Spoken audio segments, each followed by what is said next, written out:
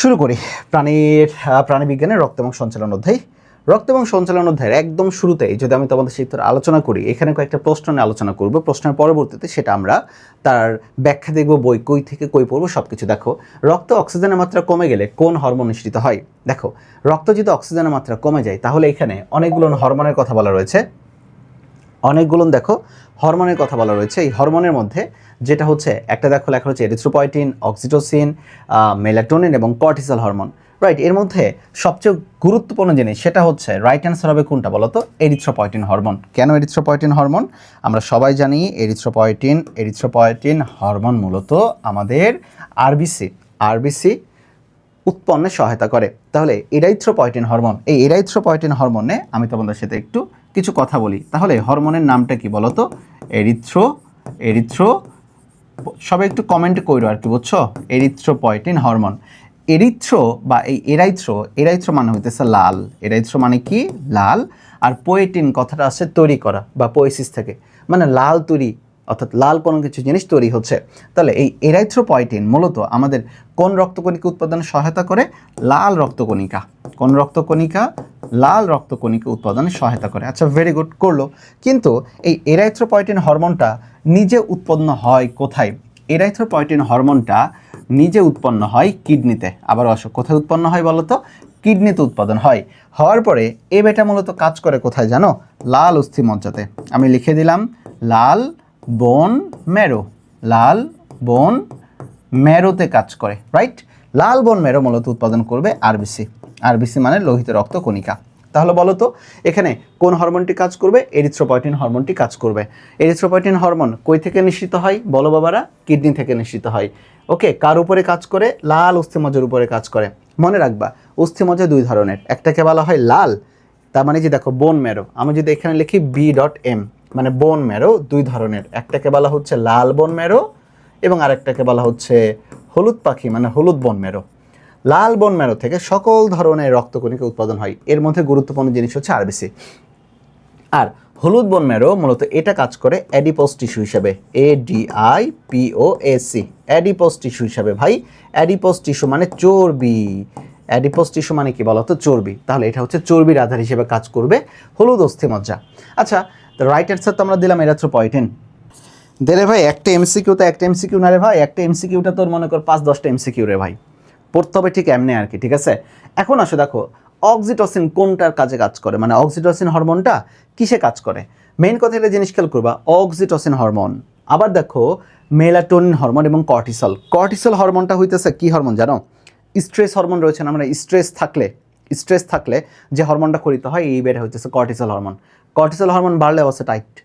Oxytocin hormone, এটা নিয়ে একটা কথা রয়েছে। আমি যদি একটু যাই অক্সিটোসিনের কথা যদি আমি একটু যাই, যে হোক আসো, অক্সিটোসিন OXYTOCIN, অক্সিটোসিন হরমোন মেয়েদের জন্য খুবই গুরুত্বপূর্ণ হরমোন। কেন? কারণ এটা জরায়ুর সংকোচন ঘটায়, অর্থাৎ এটা আমরা এখন নবম অধ্যায়ে চলে গেছি, মানব জীবনের ধারাবাহিকতার আর কি। ওকে, জরায়ুর সংকোচন ঘটায়, তার মানে যখন কোনো বাচ্চা আসবে নর্মাল ডেলিভারি যাতে হয় এই জন্য অক্সিটোসিন জরায়ুর সংকোচন ঘটায়।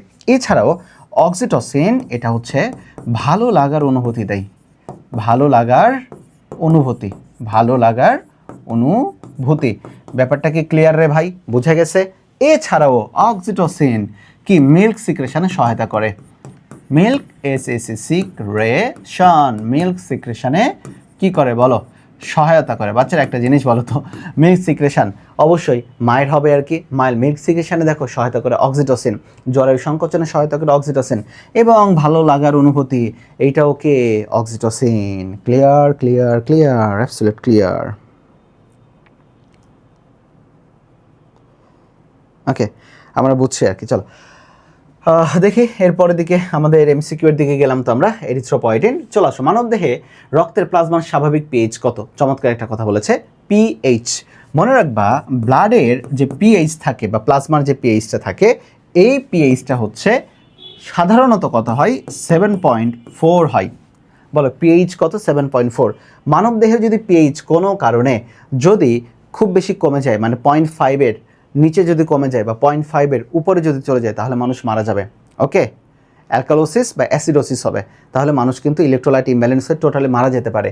তাহলে জিনিস খেয়াল করার কি, দেখো প্লাজমার স্বাভাবিক পিএইচ কত আসবে, এটা মনে হয় একদম সরাসরি একটা প্রশ্ন। পিএইচ হচ্ছে 7.4। পিএইচ কত বলো তো ব্লাডের ক্ষেত্রে 7.4। চলো এরপরের দিকে চলে আসি, মানব দেহে স্টেম কোষ কোথায় পাওয়া যায়? আমি তোমাদের একটু পরে কিন্তু বই পড়াবো, বুঝছো? Stem cell. আচ্ছা, স্টেম সেল পাওয়ার যদি আমি একটা কথা বলি, তাহলে সবচেয়ে ভালো পাওয়া যায় কোথায় বলো তো?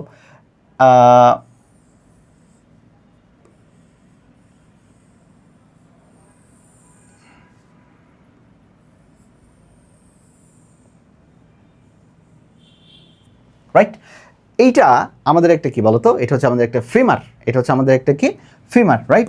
ফিমার হচ্ছে আমাদের দেহের, মানুষের দেহের সবচেয়ে বড় হাড়। এই ফিমারের ক্ষেত্রে এই মাঝখান বরাবর থাকে হচ্ছে বোন ম্যারো, বুঝছো? এই বোন ম্যারোগুলার এখানে থাকে মূলত স্টেম সেল, ভেতরের দিকে থাকে স্টেম সেল মূলত স্টেম সেল থেকে মূলত সকল ধরনের রক্তকণিকা উৎপাদন হয়। সকল ধরনের কি কণিকা বলতো? রক্তকণিকা। সকল ধরনের রক্তকণিকা কি হয়? উৎপন্ন হয়। স্টেম সেল থেকে সকল ধরনের রক্তকণিকা উৎপন্ন হয়, এটা একটু মাথায় রাখতে হবে। তাহলে তুমি বলো স্টেম সেল থাকে কোথায়? অস্থিমজ্জায় থাকে। অগ্নাশয় না রে ভাই, যকৃতে না রে ভাই, হৃৎপিণ্ডে না রে ভাই, থাকবে কোথায়? অস্থিমজ্জায়। থাকবে কোথায়? অস্থিমজ্জায় থাকবে আর কি। ওকে, আবার অস্থিমজ্জা তুমি তো জানো দুই প্রকার, মানে বোন ম্যারো দুই প্রকার, লাল নাকি হলুদ? মাস্ট বি লালে থাকবে। কোথায় থাকবে বলো? লালে থাকবে। ওকে, উত্তর দাও তোমরা, একটু উত্তর দাও সবাই। হ্যাঁ, অস্থিমজ্জায়, ভেরি গুড। এইভাবে উত্তর দিচ্ছে অস্থিমজ্জায়। চলো এরপরের দিকে চলে আসি, নিচের কোনটি রক্ত জমাট বাঁধতে বাধা দেয়? এই যে মানে ক্লোটিং ফ্যাক্টর। রক্ত জমাট নিয়ে যদি কথা বলি, তাহলে আমরা জানি রক্ত জমাট বাঁধতে সহায়তা করে কোন ফ্যাক্টর বলো তো? ক্লোটিং ফ্যাক্টরের ক্ষেত্রে ইন টোটাল রয়েছে কতটা? 13টা ক্লোটিং ফ্যাক্টর রয়েছে। আমাদের বইয়ে কতটি ক্লোটিং ফ্যাক্টর রয়েছে? 13টা ক্লোটিং ফ্যাক্টর রয়েছে, রাইট? আচ্ছা, কিন্তু আমাদের দেখো জমাট বাঁধতে দেয় না, রক্ত জমাট বাঁধতে সহায়তা করে 13টা ক্লোটিং ফ্যাক্টর, কিন্তু রক্তকে দেহের ভেতরে, এই যে আমার এখন রক্তনালী, দেহের ভেতরে যে রক্তনালী রয়েছে, এখানে কিন্তু রক্ত জমাট বাঁধা অবস্থায় নাই। রক্ত জমাট বাঁধা অবস্থায় থাকলে সেটা কিন্তু আমার দেহের জন্য খুবই খারাপ হতো। হতে পারে সেটা এম্বোলাস রূপে আমার ব্রেনে চলে গেলে স্ট্রোক হইতো, আমার হার্টে চলে গেলে হার্ট অ্যাটাক হইতো, ইত্যাদি হইতো। তো দেখো যে 13টা ফ্যাক্টর রয়েছে, এগুলো রক্তকে জমাট বাঁধতে সহায়তা করে, কিন্তু রক্তনালীর ভেতরে একটা ফ্যাক্টর থাকে যার নাম হচ্ছে হেপারিন, যেটা কিনা রক্ত জমাট বাঁধতে দেয় না। কোথায়? রক্তনালীর ভেতরে। তাহলে বলো থ্রম্বিন, ফাইব্রিন, থ্রোমোপ্লাস্টিন, এই তিনটাই হচ্ছে ক্লোটিং ফ্যাক্টর। এবং ক্লোটিং ফ্যাক্টর ইন টোটাল কতটা বলো তো? 13টা। মনে থাকবে এটাতে। এর মধ্যে প্রধান 4টা, প্রথম যে গুলো থাকে তাদেরকে বলা হয় প্রধান 4টা। এদের মধ্যে ফাইব্রিনোজেন থাকতেছে, থ্রোমোপ্লাস্টিন থাকতেছে, ক্যালসিয়াম আয়ন থাকতেছে, ইত্যাদি। আচ্ছা, তাহলে বলো হেপারিন, রাইট অ্যান্সার। বাধা দেয় কোনটা বলো তো? হেপারিন বাধা দিচ্ছে আর কি। ওকে, 4-এর উত্তর হচ্ছে ক। ভেরি গুড, 4-এর উত্তর হচ্ছে ক। একটু পরে আমরা একটু যাই দেখি রক্ত জমাটের জন্য কোন উপাদানটির প্রয়োজন নেই বলো তো? রক্ত জমাট বাঁধার জন্য কোন উপাদানটির প্রয়োজন নেই? থ্রোমোপ্লাস্টিন, এটার দরকার আছে, প্রোথ্রম্বিন, এটারও দরকার রয়েছে। নাই কোনটা বলো তো? ইনসুলিন। আমরা সবাই জানি ইনসুলিন আসে কোথায় বলো তো? অগ্নাশয়ের বিটা সেল থেকে। আর এই ইনসুলিন কি করে বলো তো? ব্লাডে গ্লুকোজ লেভেল কমিয়ে দেয়। ব্লাডে কি লেভেল কমিয়ে দেয় বলো তো? চিনির লেভেল কমিয়ে দেয়। ব্লাডে চিনির লেভেল কমিয়ে দেয় হচ্ছে ইনসুলিন। তাহলে রাইট অ্যান্সার হবে ইনসুলিন। আচ্ছা চলো এরপরের দিকে আমরা একটু যাই আর কি। এরপরের দিকে কি বলেছে? লোহিত রক্তকণিকার আয়ুষ্কাল কতদিন? আমরা সবাই জানি আমাদের বলা হয় 4 মাস পর পর রক্ত দিন। দেখো কত সহজ প্রশ্নগুলো আসে, 4 মাস পর পর রক্ত দিন। 4 মাস পর পর রক্ত দিন মানে 4 মাস পরে, মানে কতদিন বলো তো? 120 দিন। 120 দিন। আর সবচেয়ে কম আয়ুষ্কাল থাকে কার জানো? সবচেয়ে কম আয়ুষ্কাল থাকে হচ্ছে প্ল্যাটিলেটের ক্ষেত্রে মোটামুটি 8 থেকে 10 দিনের মতো। অবশ্য ডাব্লিউবিসির রয়েছে কিছু যারা বাঁচে হইতেছে 2 থেকে 5 দিন বা 5 থেকে 8 দিন, বাট সাধারণত সবচেয়ে বেশি বাঁচে হচ্ছে আরবিসি এবং নিচের দিকে বাঁচে হচ্ছে প্ল্যাটিলেট। 7 থেকে 10 দিনের মতো বা 8 থেকে 10 দিনের মতো বাঁচে তারা। এক এক বই এক এক ধরনের তথ্য দেওয়া থাকে। চলো উত্তর হচ্ছে 120 দিন। আচ্ছা, আমরা তো পড়ছি, এখন আমরা একটু চলো তো আমরা একটু কোথায় যাই? আমরা একটু যাই হচ্ছে এইখানে পড়ার দিকে যাই আর কি। দেখো এখন আমরা বই পড়ব, বই পড়ার পরে দেখব কি কি গুরুত্বপূর্ণ জিনিস আমরা খুঁজে পাই আর কি। ফার্স্ট অফ অল এখান থেকে ইম্পর্টেন্ট জিনিস আসতে পারে যে উইলিয়াম হার্ভে মানে রক্ত সংবহন সম্পর্কে প্রথম ধারণা দেন কোন বিজ্ঞানী বলতো? উইলিয়াম হার্ভে মানে সংবহন সম্পর্কে প্রথম ধারণা দেন। এটা একটা এমসিকিউর জন্য গুরুত্বপূর্ণ। এখানে রক্তের অনেক কিছু কথা লেখা রয়েছে, এর মধ্যে গুরুত্বপূর্ণ জিনিস তোমরা জানো যে আমি মার্ক তো করে দিয়েছি, এটা পিডিএফ তোমরা পেয়ে যাবা, ওকে, লিঙ্কে পেয়ে যাবা। এটা ক্লাস শেষে 5 থেকে 6 লিটার থাকে। পিএইচ আমরা জানি পিএইচ হচ্ছে 7.35 থেকে 7.45, গড়ে 7.4, গুরুত্বপূর্ণ জিনিস, রাইট? রক্তের সান্দ্রতা মানে রক্ত কি একটু পানির থেকে বেশি আঠালো না, একটু ঘন না? তাহলে রক্তের সান্দ্রতা পানির তুলনায় কত গুণ বেশি বলো তো বাবা? 5 গুণ বেশি। এমসিকিউর জন্য গুরুত্বপূর্ণ। এই ওজনটা একটু দেখবা, দেহের মোট ওজনের প্রায় কত পার্সেন্ট থাকে হচ্ছে রক্ত? 8% থাকে হচ্ছে রক্ত এটাতে। আচ্ছা চলো যাই, আজকের এই ক্লাসটা করলে ইনশাল্লাহ তোমাদের আর তেমন কোনো কিছু আর বাকি থাকবে না, আমি সবই তোমাদেরকে দেখাই দিব। এইখানে দেখো রক্তের কাজের মধ্যে একটা লেখা রয়েছে অভ্যন্তরীণ ভারসাম্য রক্ষা, একটাকে বলা হচ্ছে দেখো হোমিওস্ট্যাসিস, আর একটার কথা হচ্ছে হিমোস্ট্যাসিস, HEMO, HIMOSTASIS। ভাই হিমোস্ট্যাসিস মানে কি? রক্ততঞ্চন, রক্ততঞ্চন। কেন? কারণ হিম মানে হচ্ছে কি জিনিস? সরি, কারণ দেখো কারণ এই কথাটা আসছে হিম থেকে আর কি। হিম মানে হতেছে রক্ত রিলেটেড, মানে ওই যে রঞ্জক পদার্থ রিলেটেড আর কি, ওকে, লৌহ ঘটিত রঞ্জক পদার্থ মানে রক্ত রিলেটেড। তাহলে স্ট্যাসিস মানে থেমে যাওয়া, মানে হিমোস্ট্যাসিস মানে রক্ততঞ্চন, আর হোম মানে দেহ, মানে দেহের অভ্যন্তরীণ অবস্থা নিয়ন্ত্রণকে বলা হয় হোমিওস্ট্যাসিস। জিনিসটা দেখো, রক্তের উপাদান আমরা জানি রক্তের 2 ধরনের উপাদান রয়েছে। আমরা মেইন কথা যাব কোথায়? আমরা সরাসরি যে জায়গাটাতে যাব সেটা হচ্ছে এই ছকটাতে যাব। এই ছকটা পড়া খুবই গুরুত্বপূর্ণ তোমাদের জন্য, ওকে। দেখো রক্তে 2টা উপাদান থাকে, একটা যদি টেস্ট টিউবে নেই, এই যে উপরের দিকে ছবি দেওয়া রয়েছে, এখানে তুমি দেখো টেস্ট টিউবে নিলে দেখো উপরের দেখো একটা হালকা হলুদাভ একটা অংশ থাকে, আর নিচের দিকে থাকে দেখো একদম গাঢ় কালো টাইপের লাল জিনিস আর কি, এখানে থাকে রক্তকণিকা। এভাবে যদি ভাগ করি তাহলে আমাদের প্লাজমা বা রক্তরস থাকে 55 ভাগ আর রক্তকণিকা থাকে 45 ভাগ। এর মধ্যে জিনিসটা খেয়াল করবা, যেটা প্লাজমা বা রক্তরস, আমরা অ্যান্টিবডির নাম শুনছি তাই না? অ্যান্টিবডি মূলত সবসময় থাকবে কোথায় জানো? প্লাজমাতে। তাহলে এখানে একটা জিনিস আমরা একটু লিখে রাখি, অ্যান্টিবডি। তাহলে যদি কখনো বলা হয় অ্যান্টিবডি কোথায় থাকে, অ্যান্টিবডি থাকে প্লাজমা বা রক্তরসে। আচ্ছা, এর মধ্যে দেখো প্লাজমা বা রক্তরসের ক্ষেত্রে কি বলেছে? পানি 90 থেকে 92, কঠিন হতেছে 8 থেকে 10 ভাগ।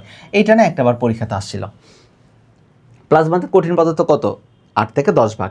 এই কঠিন পদার্থের মধ্যে অজৈব 0.9 আর জৈব হতেছে 7 থেকে 9।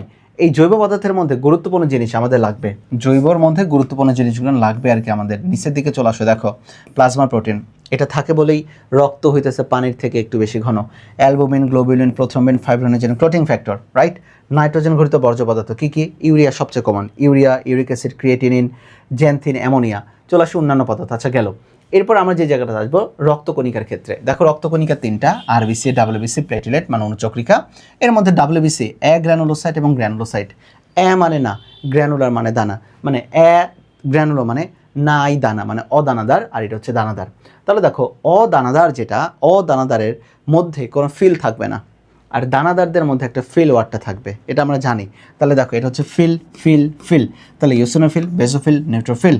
ফিল থাকলে দানাদার। আর মনোসাইট এবং লিম্ফোসাইট এটা হচ্ছে অদানাদার।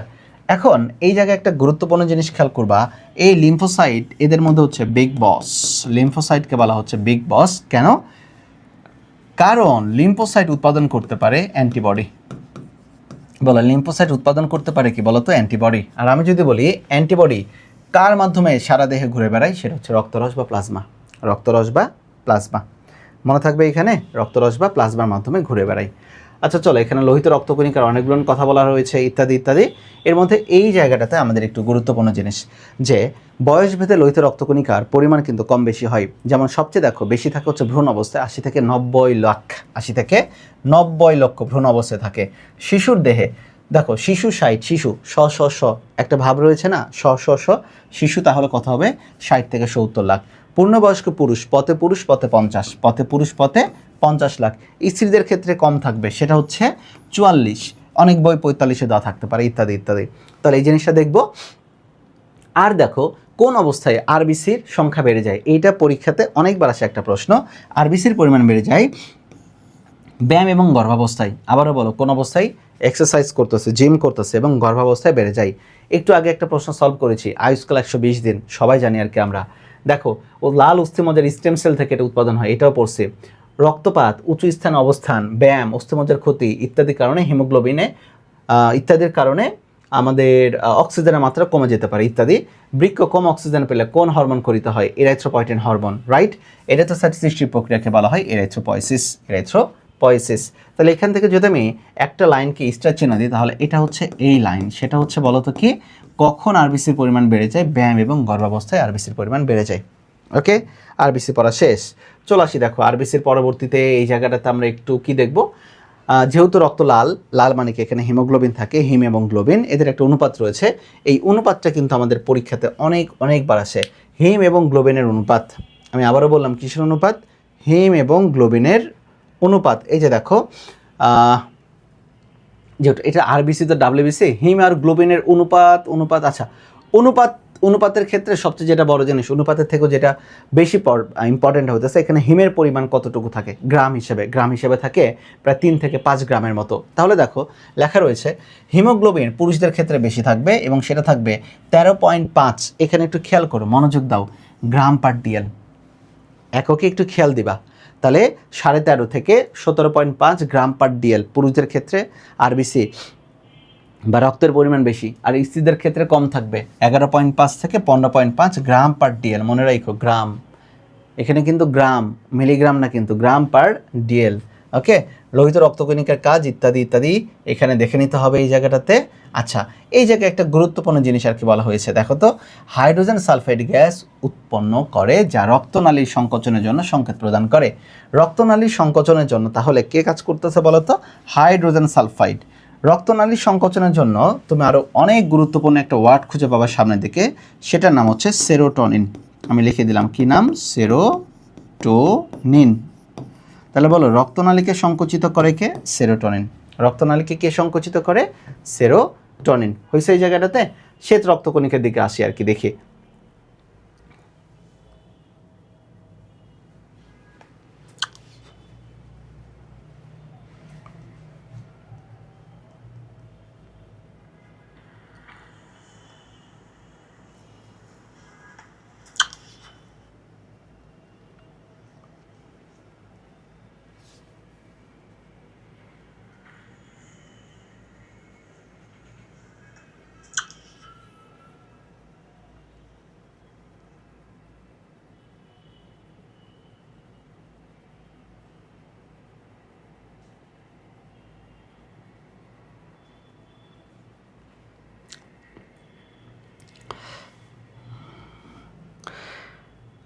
হ্যাঁ ঠিক আছে, ওকে, চলো আমরা শ্বেত রক্তকণিকার দিকে আমরা একটু যাবো আর কি। আচ্ছা,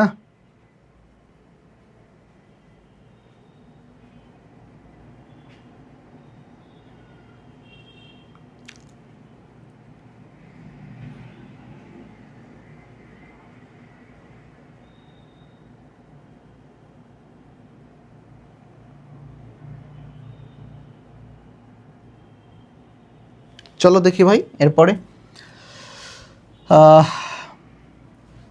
আমাদের এখানে কি রয়েছে আর কি, ডাব্লিউবিসি আমরা একটু পড়াশোনা করব। ডাব্লিউবিসিকে বলা হচ্ছে লিউকোসাইট। ডাব্লিউবিসিকে কি বলা হচ্ছে? লিউকোসাইট। এই ডাব্লিউবিসির ক্ষেত্রে তো অনেক অনেক অনেক কিছু রয়েছে, অনেক ডিটেলস রয়েছে, এবং এই ডিটেলসের মধ্যে যেগুলো না পড়লেই না। দেখো ডাব্লিউবিসির সাধারণ পরিমাণ কতটুকু থাকে আর কি। দেখো লোহিত রক্তকণিকার চেয়ে এদের পরিমাণ অনেক কম, প্রত্যেক ঘন মিলিমিটারে এটা থাকে গড়ে মাত্র 7,500, আর এভারেজে কত? 4,000 থেকে 11,000। এবং আরবিসি এবং ডাব্লিউবিসির অনুপাত, এই অনুপাতটা একটু মাথায় রাখবা, 600:1। আবারও বলো কত? 1:1, 600:1। ওকে, এটা কিন্তু পরীক্ষাতে অনেকবার বেশি আসে, সহজ প্রশ্ন বাট অনেক বেশি আসে। দেখো এখানে স্টেম সেলের কথা বলা রয়েছে, স্টেম সেলের কথাই মূলত এই যে দেখো, যে হোক অস্থিমজ্জা থেকে আসবে স্টেম সেল এসে এগুলো সব কিছু উৎপাদন করবে। এর মধ্যে দেখো যেটা প্লেটলেট বলতে যেটা অনুচক্রিকা যে কোষ থেকে আসে তার নাম মেগাক্যারিওসাইট, আর মেগাক্যারিওসাইট যেখান থেকে আসে তার নাম মেগাক্যারিওব্লাস্ট। তাহলে বলো তো অনুচক্রিকা আসে কই থেকে? মেগাক্যারিওসাইট থেকে। আমার সাথে সাথে একটু বলো, এই ছবিটার ক্ষেত্রে, এই ছবিটাতে দেখছি আমরা মেগাক্যারিওসাইট থেকে মূলত এটা আসে। আচ্ছা চলো, আমাদের এইখানে একটা কথা বলা রয়েছে, সেটা হচ্ছে লোহিত রক্তকণিকা যদি স্বাভাবিকের মাত্রার চেয়ে বেশি থাকে তখন সেটাকে বলা হয় লিউকোসাইটোসিস। আর যদি কম থাকে তখন তাকে বলা হয় লিউকোপেনিয়া। পেনিয়া মানে কম, সবসময় মনে রাখবা পেনিয়া মানে কি কম।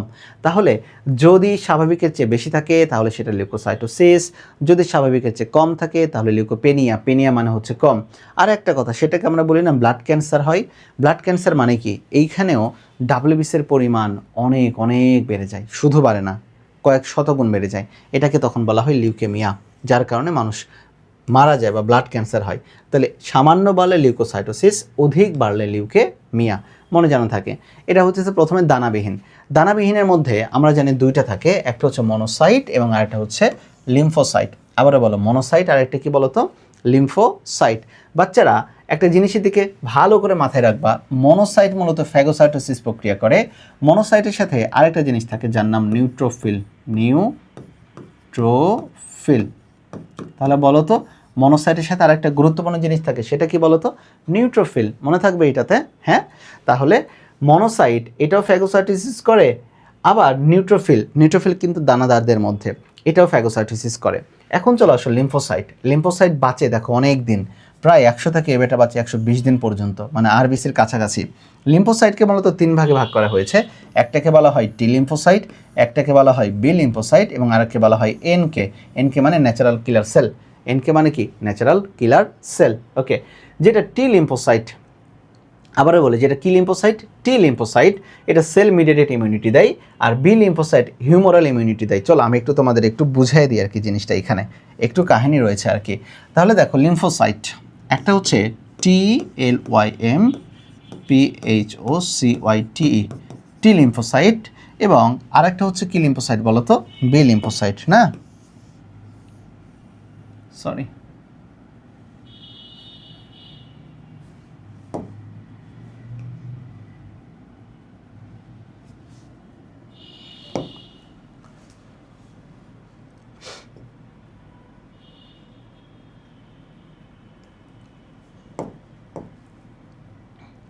তাহলে দেখো একটাকে কি বলা হচ্ছে টি লিম্ফোসাইট এবং আরেকটাকে বলা হচ্ছে কি লিম্ফোসাইট, বি লিম্ফোসাইট। মনে রাখবা টি লিম্ফোসাইট বলতে এটাকে বলা হয় মূলত সাইটোটক্সিক টি সেল। এটা কোন সেল বলো, সাইটোটক্সিক টি সেল। এবং বি লিম্ফোসাইট বলতে এটা বি লিম্ফোসাইটই। বি লিম্ফোসাইট বলতে কি বোঝাচ্ছি বলো তো, বি লিম্ফোসাইটই বোঝানো হচ্ছে। বি মানে বডি, বি মানে কি বলো তো, বডি, রাইট। তাহলে যেটা সাইটো মানে কোষ, তাহলে এটা মূলত সেল মিডিয়েটেড প্রতিরক্ষা দিবে। প্রতিরক্ষা বলতে ইমিউনিটি প্রদান করবে। যেহেতু সাইটো রয়েছে, সাইটো মানে সেল মিডিয়েটেড, আর এটা বি লিম্ফোসাইট এটা দেবে মূলত হিউমোরাল ইমিউনিটি। এখন তোমরা বলতে পারো যে ভাইয়া হিউমোরাল মানে কি, হিউমোরাল মানে হইতেছে ব্লাড রিলেটেড, মানে রক্ত সম্পর্কিত। বলে হিউমোরাল মানে কি সম্পর্কিত, রক্ত সম্পর্কিত। তাহলে এখানে একটা চমৎকার জিনিস রয়েছে, সেটা হচ্ছে আমি তোমাদের একটু আগে বলছি না যে অ্যান্টিবডি তৈরি করে লিম্ফোসাইট, মূলত বডি, বি ফর বডি। তাহলে এই অ্যান্টিবডি সবসময় কিন্তু রক্তে ঘুরে বেড়ায়, মানে রক্তের প্লাজমায় ঘুরে বেড়ায়। তাহলে এইটা মূলত তৈরি করবে অ্যান্টিবডি। এটা মূলত তৈরি করবে কি বলো তো, অ্যান্টিবডি তৈরি করবে। তাহলে বলো সেল মিডিয়েটেড মানে কোষ মাধ্যমের প্রতিরক্ষা প্রদান করবে কি, টি লিম্ফোসাইট, আর অ্যান্টিবডি তৈরি করবে বা হিউমোরাল ইমিউনিটি প্রদান করবে কে বলো তো, বি লিম্ফোসাইট। তাহলে বি লিম্ফোসাইট কি তৈরি করতে পারে, অ্যান্টিবডি তৈরি করতে পারে। আর T lymphocyte cytotoxic T cell তৈরি করে, যেটা কিনা কোষকে সরাসরি অ্যাটাক করতে পারে। ওকে, এতটুকু ক্লিয়ার? আমাকে একটু জানাও দেখি যারা যারা ক্লাস করছো। আর এনকে সেলের এখানে কথা বলা রয়েছে, থাক এনকে সেল। এখন চলে আসবো দানাদারদের মধ্যে দেখো প্রথমে লেখা রয়েছে নিউট্রোফিল। ভাই নিউট্রোফিলের পরিমাণ থাকে সবচেয়ে বেশি, দেখো কত পরিমাণ সবচেয়ে বেশি, 40 থেকে 60 পরিমাণ, এবং এরা হচ্ছে বর্ণনিরপেক্ষ। আমি একটু বর্ণনে কথা বলবো একটু পরেই। এবং এদের নিউক্লিয়াস থাকে ভেতরে 2 থেকে 5 খণ্ড বিশিষ্ট, আয়ুষ্কাল 2 থেকে 5 দিন। ওকে, মূলত এককভাবে যদি আমরা বলি আরবিসি 120 দিন বাঁচে, ডাব্লিউবিসি এটার এক এক কণা এক এক রকম বাঁচে। আর প্ল্যাটিলেট বাঁচে মাত্র 8 থেকে 10 দিন বা 7 থেকে 10 দিনের মতো। তাহলে দেখো এদের একটা প্রসেস রয়েছে, যে প্রসেস প্রক্রিয়াকে মানে যে যাওয়ার প্রক্রিয়াকে বলা হয় ডায়াপেডিসিস। বলো কোন পেডিসিস? ডায়াপেডিসিস। এদের আরেকটা কাহিনী রয়েছে, সেটা হচ্ছে ফ্যাগোসাইটোসিস। চলো জিনিসগুলো নিয়ে আলোচনা করি। নিউট্রোফিল, আমরা একটু আগে বলেছি নিউট্রোফিল মূলত মনোসাইটের মধ্যে ফ্যাগোসাইটোসিস করে, জীবাণু খেয়ে ফেলে, জীবাণু ভক্ষণ করে। এবং জীবাণু ভক্ষণ করার জন্য ও যখন রক্তনালী যেটা থাকে ওখানে স্কুইজ করে বের হয়ে চলে যায়, মানে রক্তনালী ভেদ করে একদম বাইরের দিকে চলে যাচ্ছে, এই যে যাওয়ার যে একটা ওয়ে, তখন সে তার নিজের এই ধরনের ক্ষণপথ তৈরি করতেছে, মানে পা তৈরি করতেছে। এই প্রক্রিয়াকে তখন বলা হচ্ছে ডায়াপেডিসিস। তাহলে বলো ডায়াপেডিসিস কার ক্ষেত্রে দেখা যায়? নিউট্রোফিল। ফ্যাগোসাইটোসিস কে করে? নিউট্রোফিল এবং মনোসাইট। কিন্তু মনোসাইটকে বলা হয় ধাঙ্গর কোষ। মনোসাইটকে কি বলা হয়? ধাঙ্গর কোষ। কারণ এ বেটা প্রায় 100টার মতো ব্যাকটেরিয়া একসাথে গপ করে খেয়ে ফেলতে পারে। তাহলে বেশি ব্যাকটেরিয়া খায় কে বলো তো? উপরেরটা খায় মনোসাইট, আর কম ব্যাকটেরিয়া খায় কে? নিউট্রোফিল। আচ্ছা, এরপরে দেখো ইওসিনোফিল, এরপরে বেজোফিল। আমার এই দুটো জিনিস খুবই বেশি প্রিয়, অনেক প্রশ্ন আসবে এখান থেকে, বুঝছো? ইওসিনোফিল থেকে দেখো, যেটা ইওসিনোফিল এটার কালারটা হচ্ছে মূলত লাল কালার, এবং এইটা আমাদের দেহের অ্যালার্জিক রিয়াকশনের বিরুদ্ধে কাজ করে। অ্যালার্জি, পরজীবী সংক্রমণ, প্লীহা ও স্নায়ুতন্ত্রের রোগের ক্ষেত্রে ইওসিনের মাত্রা বেড়ে যায়। তাহলে বলো তো ইওসিনোফিল মূলত কোথায় পাওয়া যাচ্ছে? পাওয়া যাচ্ছে অ্যালার্জি সংক্রমণে, পরজীবী সংক্রমণে, প্লীহাতে এবং স্নায়ুতন্ত্রের রোগের ক্ষেত্রে ইওসিনের মাত্রা বেড়ে যায়, ইওসিনোফিল। ওকে, চলো আসো বেজোফিল। বেজ মানে ক্ষার। ক্ষারের কালার কি হবে বলো? খালের কালার হবে হচ্ছে নীল, এবং এটার পরিমাণ থাকে সবচেয়ে কম, মাত্র 0.5 থেকে 1%। এবং এদের যে কাজ, এরা মূলত হিস্টাসিন না, কিন্তু এটা হিস্টামিন ক্ষরণ করে, যেটা রোগ প্রতিরোধ ক্ষমতা বাড়ায়। এবং ওই যে হেপারিন, যেটাকে কিনা রক্ত জমাট বাঁধতে দেয় না, কোনটা বলো তো? এই হেপারিন রক্তকে জমাট বাঁধতে দেয় না। আচ্ছা, এইখানে একটা কথা বলি, ইওসিনোফিল কৃমির লার্ভা ধ্বংস করে। ভাই কৃমির লার্ভা বলতেই এই যে পরজীবী সংক্রমণ লিখছি না, পরজীবী সংক্রমণের এইখানে তুমি লিখে রাখো কৃমির লার্ভা। বলো কি লিখে রাখবা বলো তো এখানে? কৃমির লার্ভা। চলো তাহলে আমরা একটু পড়ে ফেলি, একটু ভালো করে আমরা একটু পড়ার ট্রাই করি আর কি। দেখো সেটা হচ্ছে, যদি আমি বলি নিউট্রোফিল, সময় লাগতেছে একটু লাগুক। নিউট্রোফিলের ক্ষেত্রে এরা মূলত করে সবচেয়ে গুরুত্বপূর্ণ ফ্যাগোসাইটোসিস করে, রাইট? এরপরের দিকে যদি আমি আসি, নিউট্রোফিলের পরবর্তীতে আসবো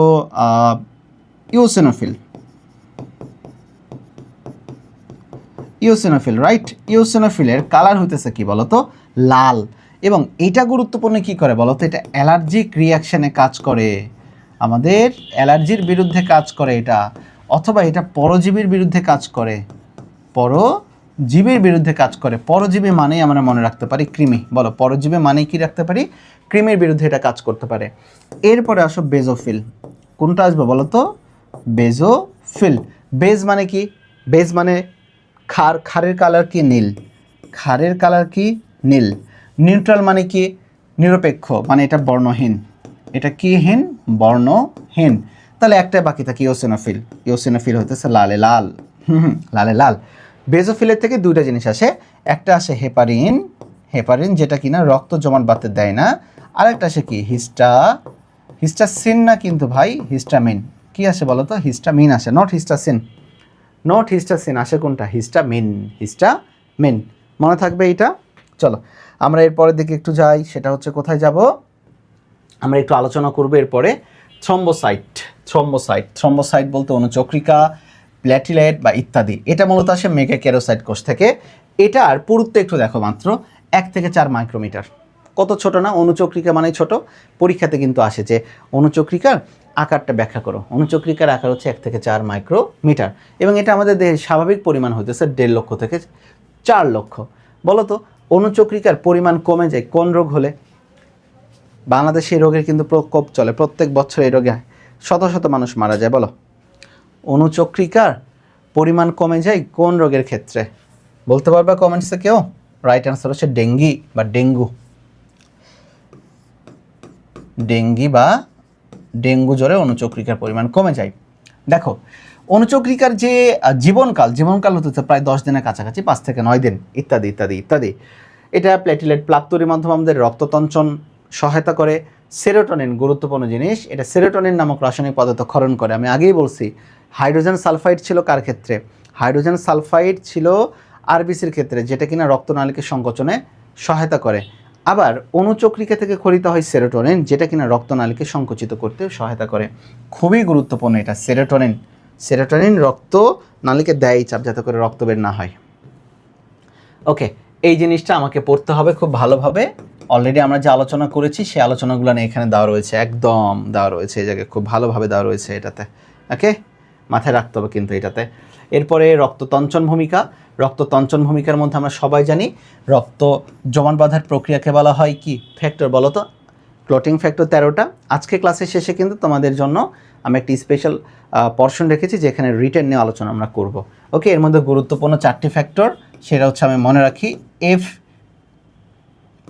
এফপিটিসি। এফ মানে ফাইব্রিনোজেন, পি মানে প্রোথ্রম্বিন, টি মানে থ্রোম্বোপ্লাস্টিন, আর সি মানে ক্যালসিয়াম আয়ন। আমি এইভাবে মনে রাখি এফপিটিসি, ফাইব্রিনোজেন, প্রোথ্রম্বিন, থ্রোম্বোপ্লাস্টিন এবং ক্যালসিয়াম আয়ন। রাইট, এগুলো দেখছি আমরা। তাহলে আয়নের মধ্যে সবচেয়ে গুরুত্বপূর্ণ একটাই আয়ন থাকে, সেটা হচ্ছে ক্যালসিয়াম আয়ন। এর মধ্যে দেখো এখানে একটা কথা লেখা রয়েছে, সেটা হচ্ছে ফ্যাক্টর নাম্বার 6, নাম হচ্ছে যে কি অ্যাক্সেলারিন। এইটা প্রকল্পিত বা অনেক ক্ষেত্রে লেখা থাকে অনুপস্থিত। প্রকল্পিত বা অনেক ক্ষেত্রে লেখা থাকে কি বলতো? অনুপস্থিত। তাহলে বলো কত নম্বর ফ্যাক্টর অনুপস্থিত? 6। নাম কি? অ্যাক্সেলারিন। আর একটা পরিচিত জিনিস, ফ্যাক্টর 8 আর ফ্যাক্টর 9 গুরুত্বপূর্ণ, হিমোফিলিয়ার ক্ষেত্রে কাজ করে। তার মানে যাদের ফ্যাক্টর 8 থাকবে না তারা হচ্ছে হিমোফিলিক এ, মানে হিমোফিলিয়া এ আক্রান্ত। যাদের ক্ষেত্রে 9 থাকবে না তারা হিমোফিলিয়া বি আক্রান্ত। তাহলে দেখো এটা হচ্ছে অ্যান্টি হিমোফিলিক ফ্যাক্টর, এটাও হইতেছে অ্যান্টি হিমোফিলিক ফ্যাক্টর, বাট এটাকে বলা হয় ক্রিসমাস ফ্যাক্টর। তাহলে দেখো আমাদের হিমোফিলিয়া দুই ধরনের, হিমোফিলিয়া এ আর হিমোফিলিয়া বি। তাহলে 8 নাম্বার যদি না থাকে তাহলে হিমোফিলিয়া এ হয়, আর যদি 9 নাম্বার না থাকে তাহলে হিমোফিলিয়া বি হয়। ক্লিয়ার? ওকে, ক্রিসমাস ফ্যাক্টর কোনটা? 9 নাম্বার ফ্যাক্টর। 9 number factor. চলো আসি এরপরে। দেখো অনেক ক্ষেত্রে এই প্রশ্নটা আসে যে ফাইব্রিন স্টেবিলাইজিং ফ্যাক্টর কত নাম্বার? 13 নাম্বার। আবারও বলো, ফাইব্রিন স্টেবিলাইজিং ফ্যাক্টর কত নাম্বার? 13 নাম্বার। আর একটা গুরুত্বপূর্ণ, এটা এত দূরে যাওয়ার দরকার নেই, এটা থাক, এখানের দিকে খেয়াল করবা, সেটা হচ্ছে Hageman factor. Factor number 12। Factor number 12 হাগু করতেছে। বলো ফ্যাক্টর নাম্বার 12 কি করতেছে? হাগু করতেছে। তাহলে হাগু যদি করে তাহলে হাগু করতেছে কয়টায়? 12টায়। হাগু করতেছে কয়টায়? 12টায়। তাহলে হাগুম্যান ফ্যাক্টর 12 আর স্ট্যাবিলাইজার ফ্যাক্টর হবে কত? 13তে। মনে যেন থাকে। আসো, এখানে অনেক কিছু লেখা রয়েছে, এর মধ্যে একটা জিনিসে দেখো, সেটা হচ্ছে প্লাজমিন এনজাইম ফাইব্রিন জালককে ধ্বংস করে দেয়। দেখো এই যে এফপিটিসি মানে ফাইব্রিনোজেন, প্রোথ্রম্বিন, থ্রোম্বোপ্লাস্টিন, এরা যেরকম রক্ত জমাট বাঁধতে সহায়তা করে, রক্ত জমাট বাঁধা হয়ে গেলে ওই রক্তের দলা আর রাখা যাবে না শরীরে, রাখলে ক্ষতি, কারণ ওই রক্তের দলা ছুটে গিয়ে হার্ট অ্যাটাক বা স্ট্রোক করতে পারে। এই জন্য রক্তের দলাটাকে গলিয়ে দিতে হয়, গলিয়ে দেওয়ার জন্য কাজ করে প্লাজমিন, গুরুত্বপূর্ণ জিনিস। আচ্ছা, এইখানে একটা এক্সট্রা ইনফরমেশন আমি লিখে রাখছি, আর এখানে একটা বই দেওয়া রয়েছে রক্ততঞ্চনকাল, আর একটা হচ্ছে রক্তক্ষরণকাল মানে ব্লিডিং টাইম। আচ্ছা, ফার্স্ট অফ অল রক্ত কতক্ষণ পর্যন্ত পড়তে পারে? মানে তুমি একদম ইচ্ছা করে হাত বড় করে কেটে ফেলবা, ব্যাপারটা এরকম না। একটা ঘষা লাগছে অথবা কেটে গেছে ছোটোখাটো কোনো ধমনী, সেক্ষেত্রে ব্লিডিং কাল মানে রক্তক্ষরণকাল থাকে মূলত 1 থেকে 4 মিনিট। এটা একটু লিখে নিও, রক্তক্ষরণকাল থাকে 1 থেকে 4 মিনিট, আর রক্ততঞ্চনকাল হইতেছে 4 থেকে 5 মিনিট। বলো রক্ততঞ্চনকাল কত মিনিট? 4 থেকে 5 মিনিট। তঞ্চনকাল বলতে রক্ত জমাট বাঁধতে টাইম লাগবে কতটুকু। তাহলে সাধারণত ছোটোখাটো ধমনী কেটে গেলে 1 থেকে 4 মিনিটের মধ্যে, মানে 1 থেকে 4 মিনিট রক্ত পড়ে, আর এই রক্ত পড়া বন্ধ হতে সময় লাগে 4 থেকে 5 মিনিট। তাহলে দেখো ব্লিডিং টাইম 1 থেকে 4 মিনিট, ক্লট মানে বন্ধ হয়ে যাও, CLOT ক্লট, এটা হচ্ছে 4 থেকে 5 মিনিট। হয়েছে এটাতে? ক্লটিং ফ্যাক্টর ইত্যাদি ইত্যাদি। প্লাজমা সিরাম, প্লাজমার সিরামের মধ্যে একটা জিনিসের দিকে একটু মাথায় রাখতে হবে। প্লাজমাটা কি জিনিস? ওই যে টেস্ট টিউব রাখলে উপরে যে হলদে অংশ সেটা হচ্ছে প্লাজমা। আর সিরাম কি? সিরাম হইতেছে কোনো জায়গায় কেটে গেছে, বুঝছো, কেটে যাওয়ার পরে ওই জায়গাটা চারিদিকে যে রস বের হয় ওইটা হইতেছে সিরাম। ওইটা কি? সিরাম। মনে রাখবা প্লাজমায় ফাইব্রিনোজেন থাকে, মানে ক্লোটিং ফ্যাক্টর থাকে 1 নম্বর ফ্যাক্টর, এতে কোনো ফাইব্রিনোজেন থাকে না। ক্লিয়ার? প্লাজমায় সেরোটোনিন কম থাকে আর সিরামে সেরোটোনিন বেশি থাকে। এবং মনে রাখবা সেরোটোনিন রক্তনালীকে কি করে? সংকুচিত করে। সেরোটোনিন রক্তনালীকে কি করে ভাই বলো তো? সংকুচিত করে। হয়েছে এটাতে? অনেকক্ষণ ধরে পড়ে ফেলছি ভাই, বইয়ের অনেকক্ষণ ধরে পড়ে ফেলছি আমরা। এতক্ষণ ধরে কারা কারা আছো দেখি? বাপ রে বাপ, বইয়ের কোনো কিছু বাদ দিতেছে না, চলো পড়ি, যা গুরুত্বপূর্ণ জিনিস আছে পড়ি, চলো চলো। এরপরের দিকে আমরা একটু এমসিকিউর দিকে যাই, দেখি রক্তের ফ্যাগোসাইটিক কোষের নাম কি? রক্তের ফ্যাগোসাইটিক কোষের নাম কি বলতে পারবা আমাকে? তোমরা তো জানো রক্তের ফ্যাগোসাইটিক কোষের নাম কি, বলো তো। রক্তের অলরেডি পড়ানো শেষ। রক্তের ফ্যাগোসাইটোসিস করে দুইটা কোষ, তাই না ভাই? একটা কোষের নাম কি? একটা কোষের নাম হচ্ছে কি সাইট, মনোসাইট, এবং আরেকটা কোষের নাম কি? NEUTRO, নিউট্রোফিল, তাই না? আচ্ছা, তাহলে রাইট অ্যান্সার হবে কোনটা? Neutrophil, neutrophil. আচ্ছা, তোমাদের একটা জ্ঞাতার্থে আরও একটা জিনিস লিখে দিই, মনোসাইটকে বলা হয় ধাঙ্গর কোষ। বলো মনোসাইটকে বলা হয় কোন কোষ? ধাঙ্গর কোষ বলা হয় মনোসাইটকে। মনে থাকবে এইটা?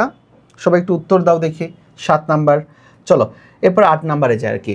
কোন শ্বেত রক্তকণিকা অ্যালার্জির প্রতিক্রিয়ায় হিস্টামিন নিঃসরণ করে? বলো তো অ্যালার্জির বিরুদ্ধে কাজ করে কে? একটা রক্তকণিকা রয়েছে যেটা অ্যালার্জির বিরুদ্ধে কাজ করে, তারপর যেটা পরজীবীর বিরুদ্ধে কাজ করে, তাই না? বলো কোনটা সেটা, আমাকে একটু বলবা কোনটা? একটু কমেন্টসে একটু জানাও।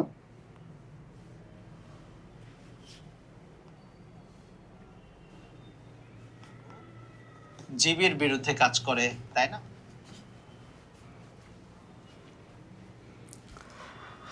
একটু বলো ভাই, বলো ভাই, বলো, একটু বসি।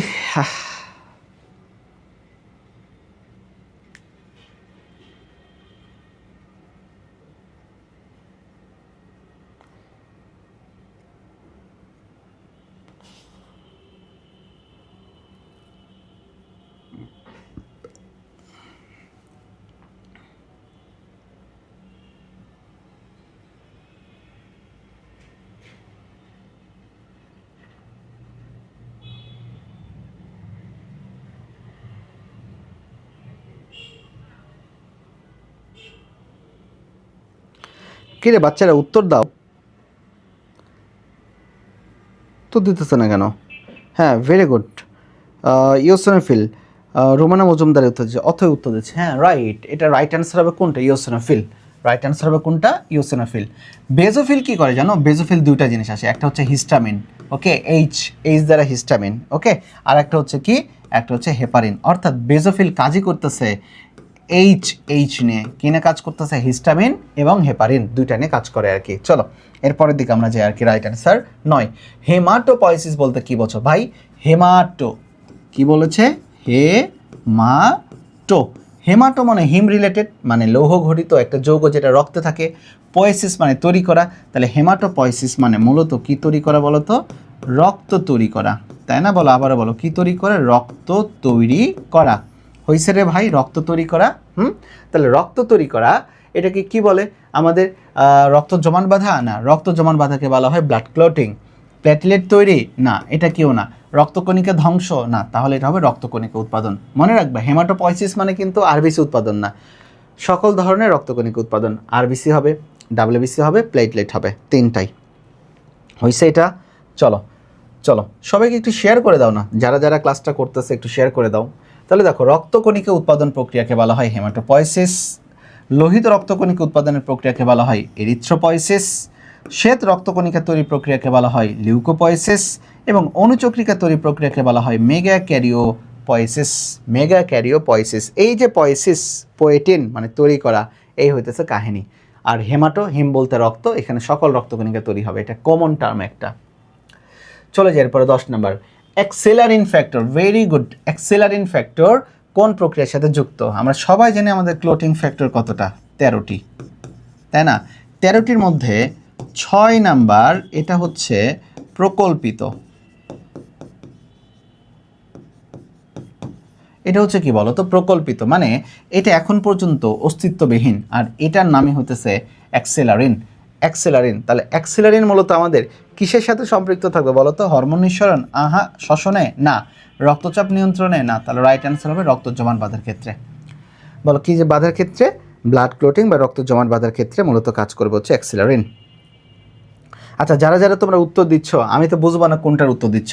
10-এর উত্তর হলে 10 দিয়ে লেখো বি, অথবা যদি 11 হয় তাহলে ধরে লিখে ক্লাস সি। এইভাবে উত্তর দাও যাতে করে আমি বুঝতে পারি। শুধু শুধু কমেন্ট করলে তো বুঝতে পারবো না এখানে আমি। চলো এরপরে দেখে যাই আর কি। দেখো অ্যান্টিবডি উৎপন্ন করে রক্তের কোন কোষ? অলরেডি আমাদের পড়ানো শেষ, সব কিছুই পড়াইছি। অ্যান্টিবডি, বি ফর বডি, তাহলে বডি যদি হয় আমরা জানি lymphocyte, right answer monocyte phagocytosis করে, হবে না। ইওসিনোফিল, ইওসিনোফিল কার বিরুদ্ধে কাজ করে? কৃমি এবং পরজীবী তো একই জিনিস, তাদের বিরুদ্ধে কাজ করে।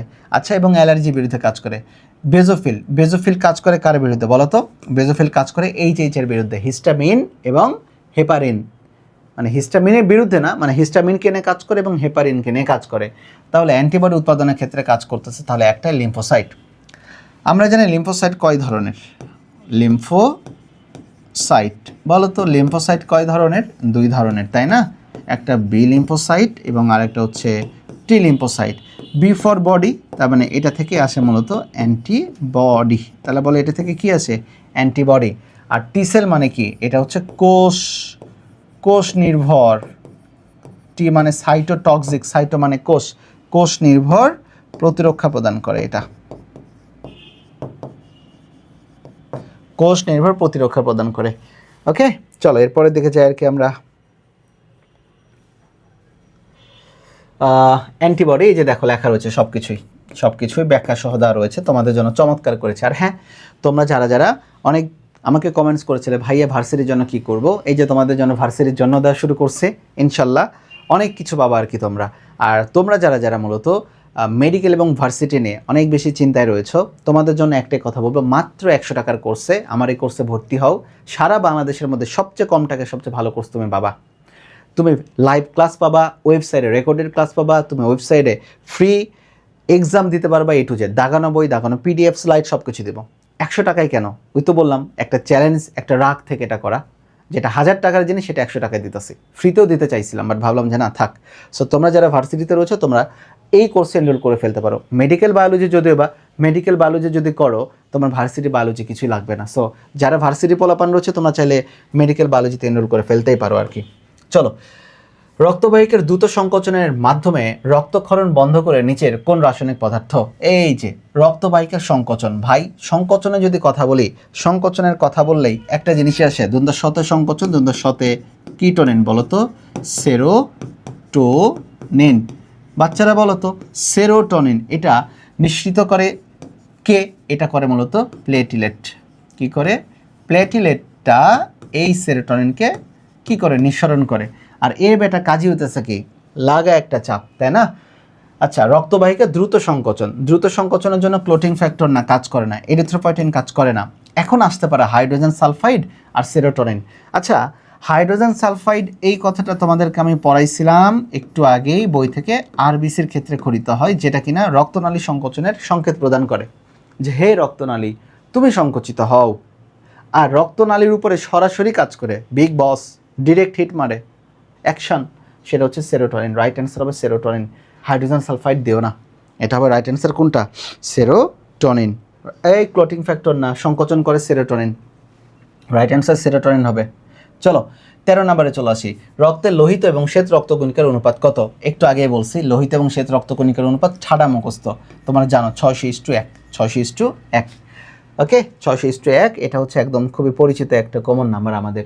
অণুচক্রিকার আয়ুষ্কাল কত? অণুচক্রিকার আয়ুষ্কাল কত? আমাদের দেওয়া ছিল কত দিন বলো তো? আমাদের দেওয়া ছিল 5 থেকে 9 দিন অণুচক্রিকার আয়ুষ্কাল। তাহলে বলো তো এর মধ্যে কোনটাতে মেলে? এটা হবে না, এটা হবে না, এটা হবে না, তাহলে রাইট অ্যান্সার এইটা, 5 থেকে 10 দিন অথবা 5 থেকে 9 দিন। তাহলে অণুচক্রিকার আয়ুষ্কাল হচ্ছে 5 থেকে 9 দিন। এবং অণুচক্রিকা কি ক্ষরণ করে? সেরোটোনিন ক্ষরণ করে, একটা হরমোন যেটা কিনা রক্তনালীকে সংকুচিত করে। আসো এরপরে আমরা একটু চলে যাব, সেটা হচ্ছে কোথায়? অণুচক্রিকার গড় ব্যাস। এই সংখ্যাতাত্ত্বিক জিনিসগুলোর না মেডিকেলে খুবই কম আসে, এগুলো আবার ভার্সিটিতে বেশি আসে, বুঝছো? সংখ্যাতাত্ত্বিক জিনিস কম আসে। তো অণুচক্রিকার গড় ব্যাসে যদি কথা বলি, এটা হচ্ছে 1 থেকে 4 মাইক্রোমিটার হয়। আমরা একটু আগে পড়ছি না 1 থেকে কত মাইক্রোমিটার? 4 মাইক্রোমিটার। বাট এই প্রশ্নটা 1, 2, 3, 4 সব জায়গায় দিতেছে, উত্তর কোনটা দিবা তুমি? উত্তর কোনটা দিবা? সত্যি কথা বলা খুব মুশকিল। তোমাকে যদি আমি একটু দেখাই অণুচক্রিকার ক্ষেত্রে, তাহলে তুমি তো দেখছো এই জায়গায় অণুচক্রিকার ক্ষেত্রে যদি আমরা একটু যাই, চলো দেখি একটু অণুচক্রিকার ক্ষেত্রে যাই আর কি আমরা।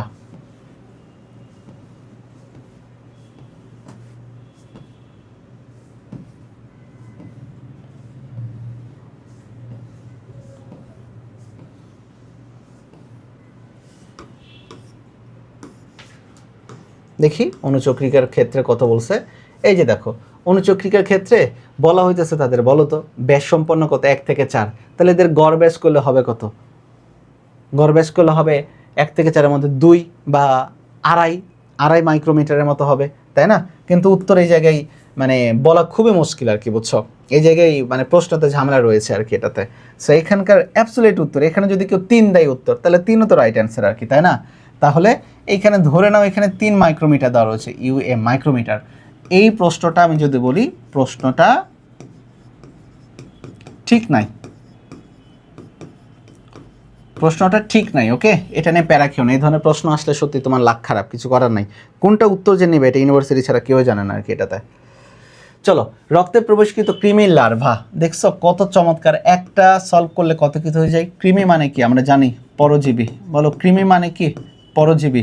পরজীবী আর অ্যালার্জি, পরজীবী আর অ্যালার্জির বিরুদ্ধে কাজ করে কে রে ভাই?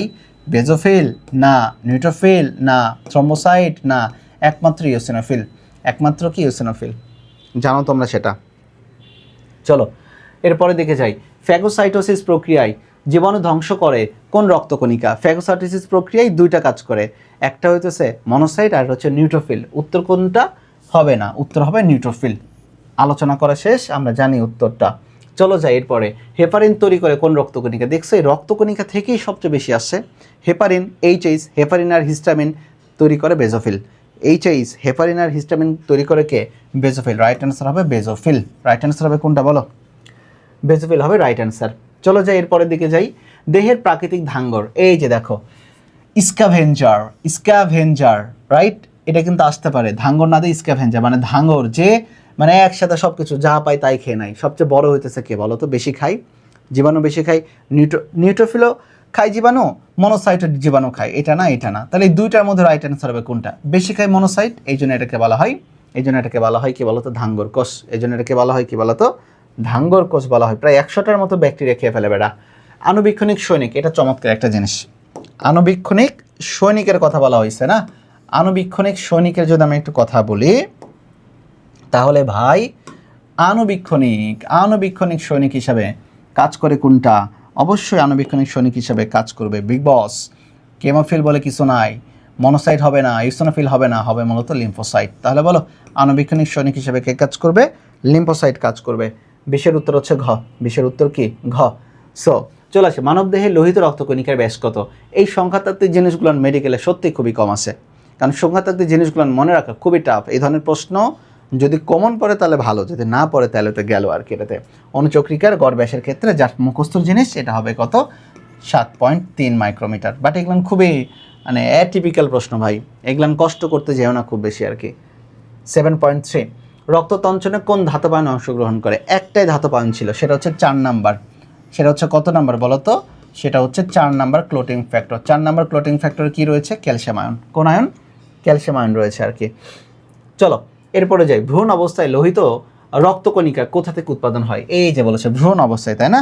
ভ্রূণ অবস্থায় লোহিত রক্তকণিকা উৎপাদন হয় কই থেকে? অস্থিমজ্জায়?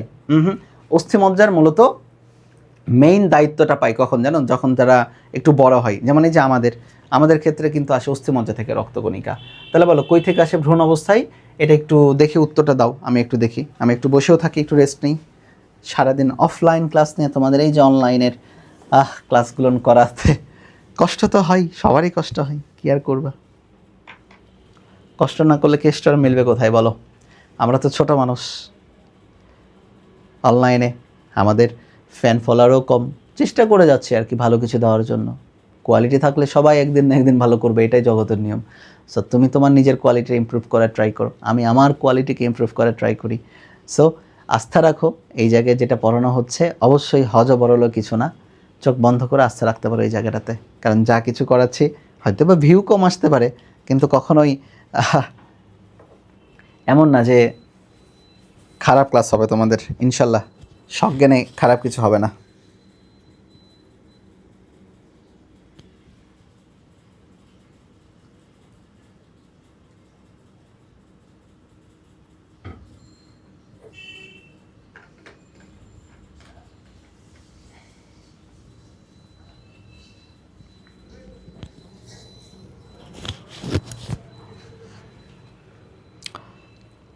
নয়ন হোসেন বলেছে 23-এর এ, তাওহি বলেছে, আচ্ছা তাওহি বলেছে 23-এর এ, হ্যাঁ রাইট অ্যান্সার 23-এর এ হবে, অ্যাবসলিউট রাইট অ্যান্সার 23-এর এ। এটা ঠিক।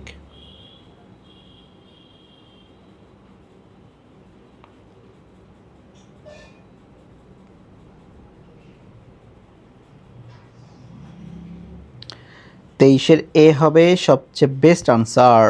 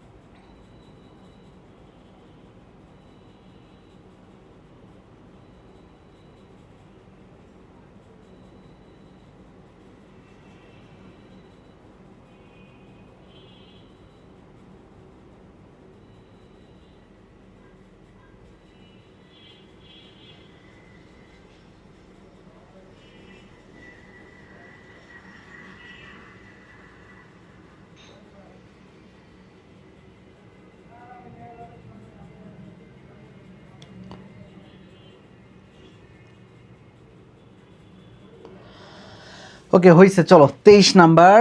এর পরের দিকে আমরা একটু চলে যাই, তাহলে রাইট অ্যান্সার হবে যকৃৎ এবং প্লীহা। হ্যাঁ, একদম ভ্রূণ অবস্থায় যকৃৎ এবং প্লীহা থেকেই মূলত আমাদের এই ধরনের রক্তকণিকা উৎপাদনের আমাদের সকল ধরনের দায়িত্ব গ্রহণ করে। যকৃৎ এবং প্লীহা হবে রাইট অ্যান্সার। বড় হইলে এটা উচ্চ মজার দিকে আসে ভাই।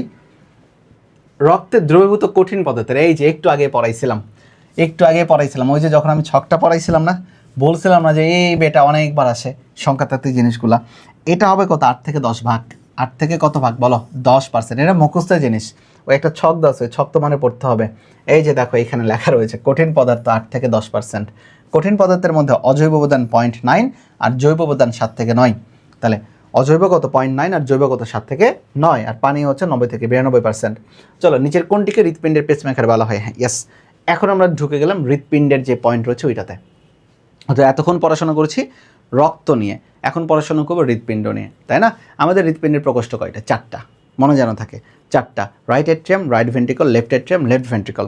এই যে হৃৎপিণ্ডের মধ্যে কয়েকটা জিনিস তোমাকে জানতে হবে। একটা হচ্ছে কপাটিকানে জানবো, একটা হচ্ছে কার্ডিয়াক সাইকেলে জানবো। ওকে, এরপরে দিকে আমাদের যেটা জানতে হবে সেটা হচ্ছে সংবহন তন্ত্র, মানে ডুয়েল সার্কুলেশন, যেটা একটা সিস্টেমিক সংবহন, একটা পালমোনারি সংবহন, আর সবার শেষে হৃদরোগ নিয়ে জানবো আর কি।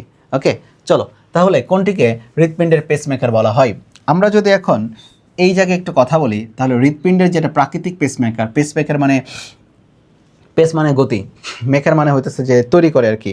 প্রাকৃতিক পেসমেকার যেটা, প্রাকৃতিক পেসমেকারকে বলা হয় এসএএন, মানে এসএ নড। আর যদি বলা হয় রিজার্ভ পেসমেকার হচ্ছে এভিএন, মানে এভি নড। তাহলে এটাকে বলা হয় সংরক্ষী পেসমেকার বা রিজার্ভ পেসমেকার, এসএ নট। তাহলে বলো তো আমাদের এখানে রাইট অ্যান্সার হবে কোনটা? সাইনোঅ্যাট্রিয়াল নট বা এসএএন। আচ্ছা, এখানে একটা জিনিসের দিকে একটু মাথায় রাখতে হবে, সেটা হচ্ছে যে আমাদের জাংশনাল টিস্যু বলে কিছু কথা রয়েছে, যে ইউএনসিটি, জাংশনাল টিস্যু। হৃৎপিণ্ডের জাংশনাল টিস্যু বলতে যে টিস্যুগুলো একটার সাথে আরেকটা সংযুক্ত থাকে। যেমন ধরে রাখো এটা একটা হৃৎপিণ্ড, যদি আমি ড্র করি, হৃৎপিণ্ডের জাংশনাল টিস্যুর মধ্যে এইখানে থাকে একটা এসএ নোড, মাঝখানে যদি ভাগ দেওয়া হয় এইখানে থাকে হচ্ছে এভি নোড, এটার নাম হচ্ছে বান্ডেল অফ হিজ, আর এই জিনিসগুলোর নাম হচ্ছে পারকিনজি ফাইবার। তাহলে এটা প্রত্যেকটা জিনিস একটার সাথে আরেকটা সম্পর্কিত। তাহলে প্রথমটা আসবে এসএ নোড, এটা হচ্ছে এসএ নোড, রাইট? এরপর আসবে এভিএন, এটা হচ্ছে এভি নট। মাঝখানে যে এটা হচ্ছে বান্ডেল অফ হিজ।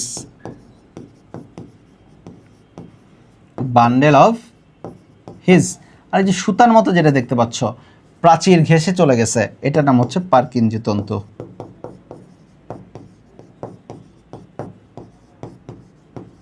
বলো তো কি তন্তু এটা হবে? পারকিনজি তন্তু।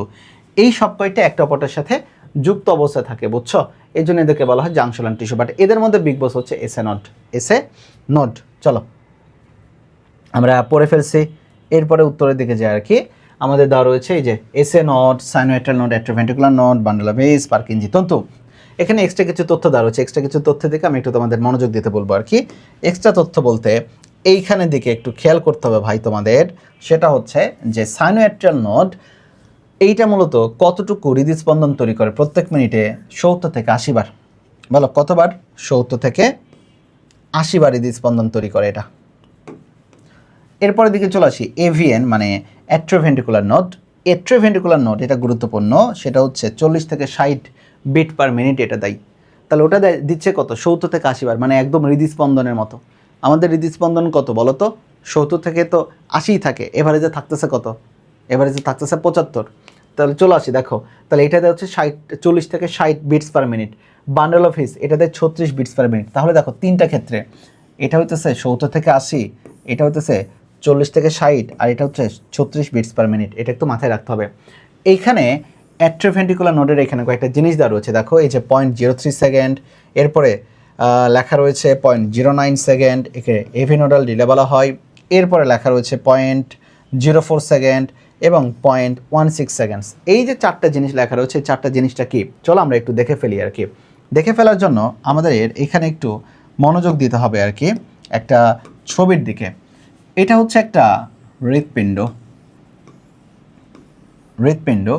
হৃৎপিণ্ডের মাঝখানে এটা হচ্ছে ধরে রাখো তাদের একটা কি, এটা ব্যবধায়ক পর্দা। এইখানে থাকে আমাদের এই জায়গাটাতে, এটা তো রাইট অ্যাট্রিয়াম, আমরা সবাই জানি এটা হচ্ছে রাইট অ্যাট্রিয়াম। লিখে দিলাম, অন্যভাবে লিখে দিই এটাতে। এটা হচ্ছে কোন অ্যাট্রিয়াম? রাইট। ওকে, এটা হচ্ছে রাইট অ্যাট্রিয়াম। এটা হচ্ছে রাইট ভেন্ট্রিকল। এটা হচ্ছে লেফট অ্যাট্রিয়াম। এটা হচ্ছে লেফট ভেন্ট্রিকল। মনে রাখতে হবে সবচেয়ে শক্তিশালী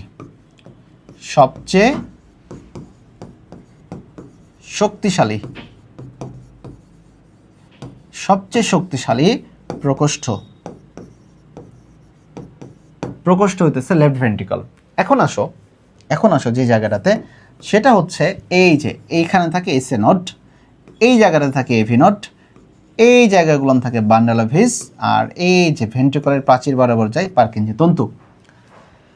এসএ নোড মানে এসএএন, এটা হচ্ছে এভিএন বান্ডেল অফ হিস আর পার্কিনজি তন্তু। এসএ নোড থেকে আমি যদি বলি একটু, এসএ নোড থেকে এভি নোডে সংকেত আসতে মানে ইলেকট্রিক সিগন্যাল আসতে টাইম লাগে 0.03 সেকেন্ড, রাইট। আসার পরে এই সংকেত এখানে একটু রিল্যাক্স করে বসে থাকে, এটার পয়েন্ট হচ্ছে 0.09 সেকেন্ড, সে রিল্যাক্স করতেছে এখানে, বুঝতে পারছো? এবং এই এভি নোড থেকে একদম পার্কিনজি তন্তু পর্যন্ত এরকম জায়গায় আসতে তার সময় লাগে 0.04 সেকেন্ড। তাহলে বলো তো এসএ নোড থেকে এভি নোডে লাগে কত? 0.03 সেকেন্ড। এভি নোডে সে ডিলে করে কতটুকু, মানে রেস্ট করতেছে কত? 0.09 সেকেন্ড। তাহলে এটাকে বলা হয় এভি নোডাল ডিলে।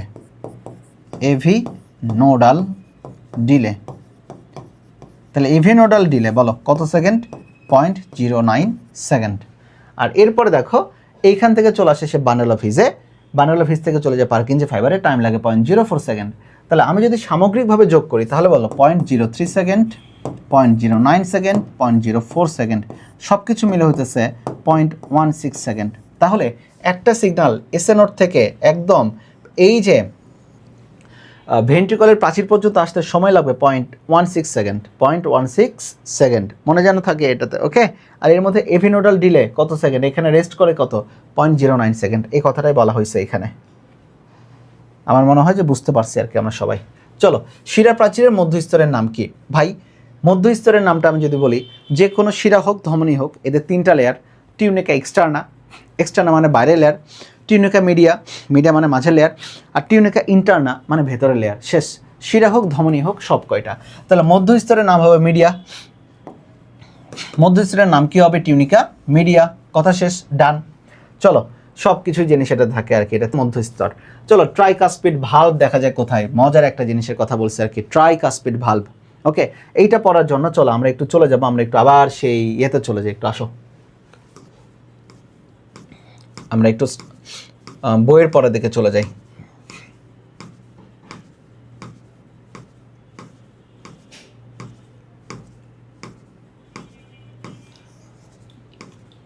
হৃৎপিণ্ডের দিকে চলে যাই, বুঝছো?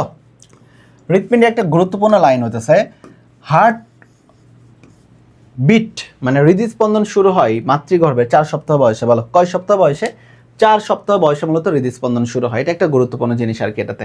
এটা হচ্ছে হৃৎপিণ্ড। হৃৎপিণ্ডের বাইরের দিকে, যেমন আমার আমার আমার যে টি শার্ট, এই টি শার্ট হচ্ছে আমার কিন্তু দেহের আবরণ না, বাইরের আবরণ। তো হৃৎপিণ্ডের বাইরে যে আবরণ তার নামটা কি জানো? তার নাম হচ্ছে পেরিকার্ডিয়াম। পেরি মানে চারিদিকে, পেরি মানে কি?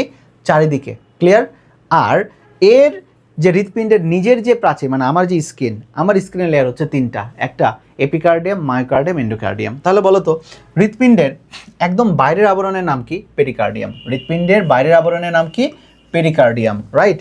আর হৃৎপিণ্ডের নিজস্ব আবরণ, যেটাকে কার্ডিয়াক অংশ বলা হচ্ছে, নিজস্ব অংশ প্রাচীর গঠন করে, এরকম হচ্ছে স্তর হচ্ছে 3টা। 3টার মধ্যে বাইরে হচ্ছে এপিকার্ডিয়াম, এরপরে দেখো মায়োকার্ডিয়াম, এরপরে দেখো লেখা হচ্ছে এন্ডোকার্ডিয়াম। একটা জিনিসের দিকে খেয়াল করবা, এপিকার্ডিয়াম মানে হৃৎপিণ্ডের বাইরে দিকে যে হলুদ হলুদ চর্বি লেগে থাকে, এটা মূলত এপিকার্ডিয়ামে লেগে থাকে। মায়ো মানে মাসেল, এই মাসেলটা থাকে বলে হৃদস্পন্দন হতে পারে, মানে মাসেল সংকোচন প্রসারণ করে আর কি। এন্ডো মানে ভেতরের, একদম ভেতরের লেয়ারে। আমরা জানি ভেতরের লেয়ারে থাকে কপাটিকা, ভেতরের লেয়ারে থাকে কি বলতো? কপাটিকা। তাহলে কপাটিকার অংশের মধ্যে পড়বে এন্ডোকার্ডিয়াম। তাহলে বলো হৃৎপেশি বলতে মূলত কাকে বোঝানো হবে? মায়োকে বোঝানো হবে। কাকে বোঝানো হবে? মায়ো। মায়ো মানে মাসেল। ক্লিয়ার? এতটুকু বুঝতে পারছি আমরা? আচ্ছা আসো, হৃৎপেশির একটি স্পেশাল বৈশিষ্ট্য রয়েছে যাকে বলা হয় ইন্টারক্যালেটেড ডিস্ক। ইন্টারক্যালেটেড ডিস্কটা কি জিনিস? আখের মতো। দেখো আখ খাইলে গিট থাকে না, এই এক একটা করে গিট যে অংশগুলো, এদেরকে বলা হয় ইন্টারক্যালেটেড ডিস্ক, যেটা কিনা হৃৎপেশির একটা গুরুত্বপূর্ণ বৈশিষ্ট্য। হৃৎপিণ্ডের প্রকোষ্ঠসমূহ। হৃৎপিণ্ডের প্রকোষ্ঠের আমরা এই জায়গাটাতে যাই, হৃৎপিণ্ডের প্রকোষ্ঠের এই জায়গাটাতে যাই আর কি। আমরা গেলে এখানে দেখতে পাবো আর কি ভালো করে। এই অংশটাকে বলা হচ্ছে রাইট অ্যাট্রিয়াম, এই অংশটাকে বলা হচ্ছে রাইট ভেন্ট্রিকল, এই অংশটাকে বলা হচ্ছে লেফট অ্যাট্রিয়াম, এই অংশটাকে বলা হচ্ছে লেফট ভেন্ট্রিকল। ওকে, বলো তো সবচেয়ে শক্তিশালী কোনটা? Left ventricle. আমি যদি এখানে একটা জিনিসের দিকে একটু তোমাদেরকে বলি, তাহলে ভাই এই যে এই কালার নেই, এইখানে একটা তুমি কপাটিকা দেখতে পাচ্ছ, দেখো কপাটিকা। আবার এইখানে একটা কপাটিকা দেখতে পাচ্ছ। এইখান থেকে খারাপ রক্ত এসে এই পদ্মায় চলে যায় ফুসফুসে। বাহ, খারাপ রক্ত মানে কার্বন ডাই অক্সাইড যুক্ত রক্ত যায়, যার পরে এটার নাম হচ্ছে পালমোনারি ধমনী। নাম ধমনী, এটা কিন্তু হৃৎপিণ্ডের ক্ষেত্রে একটু উল্টা, নাম ধমনী, বাট যাই হতেছে কার্বন ডাই অক্সাইড যুক্ত রক্ত। ওকে, তাহলে এই কার্বন ডাই অক্সাইড যুক্ত রক্তের এখানে দেখো একটা কপাটিকা, আর যাওয়ার পরে এরা ফুসফুসে পরিশুদ্ধ হয়। ফুসফুসে পরিশুদ্ধ হয়ে এরা প্রবেশ করবে পালমোনারি শিরাপথে হৃৎপিণ্ডে। নাম শিরা, বাট পরিবহন করবে অক্সিজেন। তোমাদের জন্য একটা কথা বলে রাখি, পালমোনারি শিরা ছোটস্থ রাখবা, একদম ছোটস্থ রাখবা ভাইয়া। এটাতে পালমোনারি শিরা 4টা। বলো তো বাবা, পালমোনারি শিরা কয়টা? 4টা। পালমোনারি শিরা কয়টা? 4টা। ওকে, তাহলে দেখো বাম পালমোনারি শিরা, যে হোক পালমোনারি শিরা পথে ভালো রক্ত চলে আসে কোথায়? লেফট অ্যাট্রিয়াম, তারপরে কোথায়? Left ventricle. এই ভালো রক্ত সারা দেহে মহাধমনী পথে চলে গেছে। এবং এখানে দেখো একটা কপাটিকা।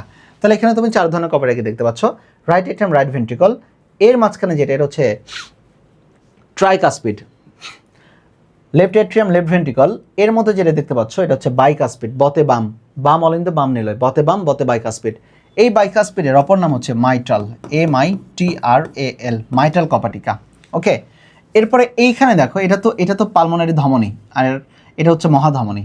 তো পালমোনারি ধমনীতে যে কপাটিকা এটাকে বলা হয় সেমিলোনার কপাটিকা, আবার মহাধমনীতে যে কপাটিকা এটাকে বলা হয় সেমিলোনার কপাটিকা। কিন্তু যেহেতু পালমোনারি ধমনীতে অবস্থিত, এই জন্য এটার নাম পালমোনারি সেমিলোনার কপাটিকা। আর এটা যেহেতু মহাধমনী, মহাধমনী বলতে অ্যাওর্টা, এই জন্য এটার নাম অ্যাওর্টিক সেমিলোনার কপাটিকা। এই যে দেখো পালমোনারি সেমিলোনার, অ্যাওর্টিক সেমিলোনার। তাহলে কপাটিকা মূলত আমাদের এখানে কয় ধরনের হলো জানো? কপাটিকা এখানে মূলত 4 ধরনের খুঁজে পেলাম, বাট আরও 2 ধরনের কপাটিকা রয়েছে। এই ছকটা খুবই খুবই গুরুত্বপূর্ণ সবার জন্য। ওকে, ছকের মধ্যে আমরা একটু চলে যাই, দেখি ভালো করে পড়ি। বাইকাসপিড বা মাইট্রাল বা দ্বিপত্রী, পরাশেষ বতে বাম বতে বাই, তাহলে এটা হচ্ছে লেফট অ্যাট্রিয়াম এবং লেফট ভেন্ট্রিকলের মধ্যে থাকবে। ট্রাইকাসপিড বা ত্রিপত্রী মানে হচ্ছে রাইট অ্যাট্রিয়াম এবং রাইট ভেন্ট্রিকলের মধ্যে থাকবে। আউটিক সেমিলোনার দেখা শেষ, পালমোনারি সেমিলোনার দেখা শেষ। এইটা গুরুত্বপূর্ণ 5 নাম্বার, পরীক্ষাতে যদি বা কম আসে, বাট দেখবো থিবেসিয়ান বা করোনারি কপাটিকা আর ইউস্টেশন কপাটিকা। মনে রাখবা থিবেসিয়ান বা করোনারি কপাটিকা দুইটার ক্ষেত্রেই কমন হইতেছে রাইট অ্যাট্রিয়াম বা ডান অ্যাট্রিয়াম। ডান অ্যাট্রিয়াম দুইটাই কমন, বাট থিবেসিয়ান বা করোনারি কপাটিকার ক্ষেত্রে ডান অ্যাট্রিয়াম এবং করোনারি সাইনাসের একটা সংযোগস্থল থাকে। তাহলে কি ডান অ্যাট্রিয়াম এবং করোনারি সাইনাসের সংযোগস্থলে করোনারি সাইনাস থাকে হৃৎপিণ্ডের পেছনের দিকে, এটা যদি হৃৎপিণ্ড হয় এর পেছনের দিকে একটা নিচু অংশকে বলা হয় করোনারি সাইনাস। ওই জায়গাটাতে যে সংযোগস্থল থাকে সেটা হচ্ছে করোনারি বা থিবেসিয়ান। আর রাইট অ্যাট্রিয়াম এবং ইনফেরিয়র ভেনা ক্যাভা, ইনফেরিয়র ভেনা ক্যাভা কোনটা রে ভাই? ইনফেরিয়র ভেনা ক্যাভা এই যে দেখো, এই ছবিটার দিকে তাকাও আর কি, ইনফেরিয়র ভেনা ক্যাভা এই যে নিচ দিয়ে ঢুকে যাবে, নিচ দিয়ে ঢুকে যাবে, তাহলে এটা হয় রাইট অ্যাট্রিয়াম। আর এই যে নিচ দিয়ে ঢুকে গেছে ইনফেরিয়র ভেনা ক্যাভা, এদের সংযোগস্থলে যেটা থাকবে সেটা হচ্ছে ইউস্টেশিয়ান কপাটিকা। ইউস্টেশিয়ান কপাটিকা, এই দুটো জিনিস একটু দেখো ভাই। ইউস্টেশিয়ান কপাটিকা গেছে। জাংশনাল টিস্যু আমাদের পড়া শেষ। হৃৎপিণ্ডের সংকোচনকে বলা হয় সিস্টল, প্রসারণকে বলা হয় ডায়াস্টল। আমরা জানি সাধারণ আমাদের ব্লাড প্রেশার কত? ব্লাড প্রেশার হতেছে 120/80 millimetre of mercury, millimetre of mercury, এটা হচ্ছে আমাদের সাধারণ ব্লাড প্রেশার। ওকে, এর মধ্যে 120 যেটা এটা বেশি, এটা হচ্ছে সিস্টোলিক চাপ। এটা হচ্ছে কোন চাপ? সিস্টোলিক চাপ।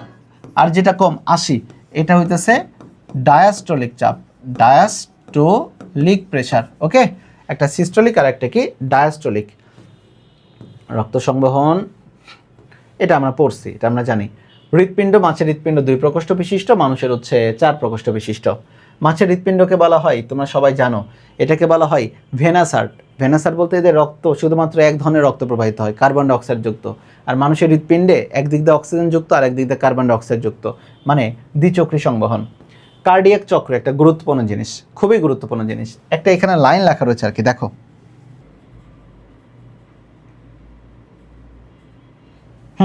দেখো একটা লাইন লেখা রয়েছে যে আমরা তো জানি গড়ে হার্ট রেট কত? 75, তাই না? 75 বিটস পার মিনিট। তাহলে 75 বিটস পার মিনিট হলে কার্ডিয়াক চক্র কি? কার্ডিয়াক চক্র হচ্ছে একবার সিস্টল একবার ডায়াস্টল, এই অংশটাকে বলা হয় কার্ডিয়াক চক্র। এবং সেক্ষেত্রে আমরা কার্ডিয়াক চক্র বের করি, উপরে সবসময় দিই সময় আর নিচে দিই বিট। মানে উপরে দিব হচ্ছে সময়কাল, সময়কাল এটা মনে রাখবে, উপরে থাকবে সময় মানে 60 সেকেন্ড, আর যতবার বিট হবে 75-এর জায়গায় যদি এখন ধরে এখন 90 বিট দেই, তাহলে কার্ডিয়াক সাইকেল তো আমরা সবসময় জানি 0.8 সেকেন্ড, কিন্তু তখন আর 0.8 সেকেন্ড হবে না, তখন কিন্তু চেঞ্জ হয়ে যাবে। দেখো চেঞ্জ হওয়ার ক্ষেত্রে আমি যদি বলি যে জায়গাটাই যে ধরে রাখো তোমার 100 beats per minute heart rate দিছে, তাহলে তোমার কার্ডিয়াক সাইকেল কত?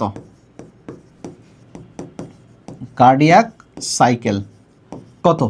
তাহলে কার্ডিয়াক সাইকেল উপরে 60 সেকেন্ড ডিভাইডেড বাই 100 বার, তাহলে কাটো তো, তাহলে কত আসে? উপরে 6, নিচে আসে 10, তাহলে নাও একটা পয়েন্ট শূন্য, তাহলে এখানে আসবে 6 সেকেন্ডস। তাহলে বলো যদি কারো হার্টবিট হয় 100 বিটস পার মিনিট, তাহলে সেই ক্ষেত্রে তার সিসি মানে কার্ডিয়াক সাইকেল আসবে 0.8 সেকেন্ডের পরিবর্তে 0.6 সেকেন্ড। এই প্রশ্নটা কিন্তু আসার মতো খুবই চমৎকার একটা জায়গা ভাই, খুবই চমৎকার একটা জায়গা।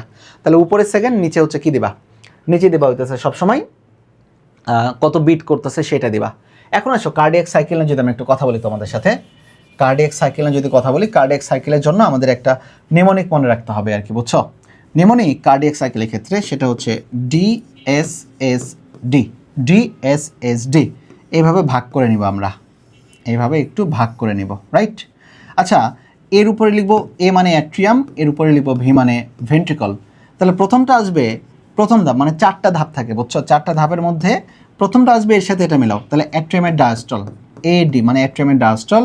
এরপরে আসবে অ্যাট্রিয়ামের সিস্টল, তাহলে 2 নাম্বার আসবে অ্যাট্রিয়ামের সিস্টল। 3 নাম্বার আসবে ভেন্ট্রিকলের সিস্টল, ভিএস। 4 নাম্বার আসবে কি? ভেন্ট্রিকলের ডায়াস্টল। তাহলে অ্যাট্রিয়ামের ডায়াস্টল, অ্যাট্রিয়ামের সিস্টল, ভেন্ট্রিকলের সিস্টল, ভেন্ট্রিকলের ডায়াস্টল। কীভাবে মনে রাখবো? ডিএসএসডি, উপরে অ্যাট্রিয়াম, এর উপরে ভেন্ট্রিকল। এখন আমরা জানি ইন টোটাল সময় লাগবে 8 সেকেন্ড, 0.8 সেকেন্ড, 0.8 সেকেন্ড। তাহলে এই যে এই দুইটা মিলে 0.8 সেকেন্ড, আগে লিখে দিলাম 0.8 সেকেন্ড, এই দুইটা মিলেও লাগবে 0.8 সেকেন্ড। তাহলে কীভাবে মিলাবো? ডায়াস্টল সবসময় বেশি হয়, ডায়াস্টল মানে প্রসারণ। অ্যাট্রিয়ামের ডায়াস্টলে সময় লাগবে 0.7 সেকেন্ড, তাহলে 8 হইতে টাইম লাগবে 0.1 সেকেন্ড। ভেন্ট্রিকলের ডায়াস্টলে লাগবে 0.5 সেকেন্ডস, রাইট? তাহলে সিস্টলে লাগবে কত? 0.3 সেকেন্ডস। তাহলে এই দুইটা যোগ করে দিলে কত হয়? 0.8। এই দুইটা যোগ করে দিলে হয় কত? 0.8। আচ্ছা, এখানে অনেকে মোবাইল নাম্বারের মতো মনে রাখে 7135। আবারও বলো কত? 7135, 7135, তাই না? 7135।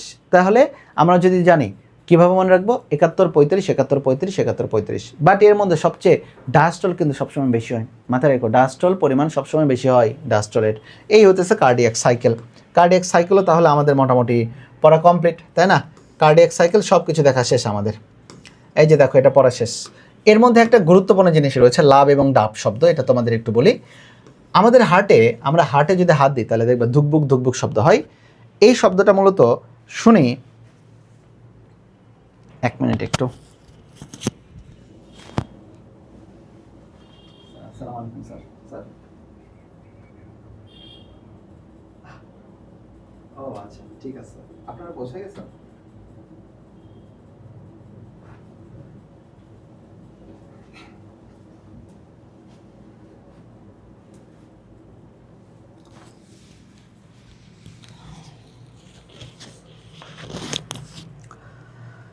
সেটা হচ্ছে যে শব্দটা হয়, এই শব্দটা সবসময় মনে রাখবে ভেন্ট্রিকলের শব্দ হয়, বুঝছো? আমরা অ্যাট্রিয়ামের শব্দ শুনতে পাই না। ভেন্ট্রিকলের দুইটা শব্দ, একটা লাভ একটা ডাব। দেখো, ভেন্ট্রিকলের সিস্টল আর ভেন্ট্রিকলের ডায়াস্টল, ডি ফর ডাব। তাহলে ভেন্ট্রিকলের ডায়াস্টলের যে শব্দ সেটাকে বলা হবে ডাব, আর ভেন্ট্রিকলের সিস্টলের যে শব্দ সেটাকে বলা হবে লাভ। এই হইতেছে কাহিনী ভাই। মায়োজেনিক হার্ট নিয়ন্ত্রণ, ঠিক আছে, এটা বুঝলাম, এটা আছে গুরুত্বপূর্ণ জিনিস। এই যে একটা পড়া শেষ, অ্যাট্রোভেন্ট্রিকুলার নোট পড়া শেষ। আচ্ছা, উচ্চ রক্তচাপ ব্যারো রিসেপ্টর আর নিম্ন রক্তচাপ ব্যারো রিসেপ্টর, এখান থেকে জাস্ট দুই একটা লাইন আমি তোমাদেরকে বলি। আমাদের তো রক্তচাপ দুই ধরনের, বেশি আর কম। যেটা উচ্চ রক্তচাপ ব্যারো রিসেপ্টর, ওকে, এর অপর নাম হচ্ছে আর্টেরিয়াল ব্যারো রিসেপ্টর। এটা থাকে কোথায়? শুধু অবস্থানটা জানা দরকার। এই যে হৃৎপিণ্ড থেকে মহাধমনী বের হয়েছে না আর্চ ব্যারোটা, এটা থাকে অনুপ্রস্থ অ্যাওর্টিক আর্চে। অনুপ্রস্থ মানে এই জায়গাটা হচ্ছে অনুপ্রস্থ অ্যাওর্টিক আর্চ, এবং ক্যারোটিড সাইনাস। এই যে দেখো একটু গর্ত জায়গা আছে না, এটার নাম হচ্ছে ক্যারোটিড সাইনাস। তাহলে এই দুইটা জায়গাতে মূলত এই সেন্সরটা লাগানো থাকে। এই জন্য দেখো, অনুপ্রস্থ অ্যাওর্টিক আর্চ, ডান এবং বা মধ্যস্থ ক্যারোটিড ধমনের ক্যারোটিড সাইনাসে ব্যারো রিসেপ্টরের অবস্থান করে। তাহলে দুইটা জায়গায়, অনুপ্রস্থ অ্যাওর্টিক আর্চে এবং দেখো এখানে কি সাইনাস, ক্যারোটিড সাইনাসে। কোন সাইনাস? ক্যারোটিড সাইনাসে এই রিসেপ্টরগুলো অবস্থান করে। চলো আসো নিম্ন রক্তচাপ ব্যারো রিসেপ্টর। ভাই, নিম্ন রক্তচাপ ব্যারো রিসেপ্টরের নামগুলো জানা দরকার তোমার। সেটা অপর নাম হচ্ছে আয়তন রিসেপ্টর। মানে এটা দেহ থেকে যদি সত্যি সত্যি রক্ত বের হয়ে যায়, মানে অ্যাক্সিডেন্ট যদি মানুষ করে, তখন কিন্তু দেখবে যে মানুষের ব্লাড প্রেশার কমে যায়। কেন? তার ব্লাড হারাইছে, ব্লাড ভলিউম কমে গেছে, আয়তন কমে গেছে, এই জন্য দেখো ভলিউম রিসেপ্টর। অথবা দেখো কার্ডিও পালমোনারি ব্যারো রিসেপ্টর হিসেবে এরা পরিচিত। কার্ডিও পালমোনারি ব্যারো রিসেপ্টর হিসেবে এরা পরিচিত, খুবই গুরুত্বপূর্ণ। ওকে, এই একটা জিনিস দেখো, সেটা হচ্ছে এখানে একটা গুরুত্বপূর্ণ হরমোন কাজ করে। এই হরমোনের নাম হচ্ছে অ্যান্টিডাইউরেটিক হরমোন, যেটা কিনা অপর নাম হচ্ছে ভ্যাসোপ্রেসিন। আর অ্যান্টিডাইউরেটিক হরমোনকে ডাকা হয় এডিএইচ নামে, যার অপর নাম ভ্যাসোপ্রেসিন। এরা কি করে? এরা মূত্রের পরিমাণ কমায় দেয় এবং রক্তনালীকে সংকুচিত করে, যার ফলে রক্তের প্রেশারটা কিছুটা বেড়ে যায়। তাহলে বলো, রক্তের প্রেশার ফল ডাউন করছে নিম্ন রক্তচাপ বা নিম্নচাপ ব্যারো রিসেপ্টর, যার অপর নাম আয়তন ব্যারো রিসেপ্টর বা কার্ডিওপালমোনারি ব্যারো রিসেপ্টর। তাহলে একটা মানুষ যখন অ্যাক্সিডেন্ট করে রক্ত হারায় ফেলে, তখন তার বডি কিভাবে অল্প রক্তে ব্লাড প্রেশারকে ঠিক রাখবে, এই মেকানিজমটা করে এটা। এবং এখানে একটা গুরুত্বপূর্ণ হরমোন কাজ করে, যার নাম এডিএইচ, অ্যান্টিডায়োটিক হরমোন, যেটা কিনা সে পিটুইটারি গ্ল্যান্ড থেকে গেল। কই? এই যে পিটুইটারি গ্ল্যান্ড থেকে এটা খরিত হচ্ছে।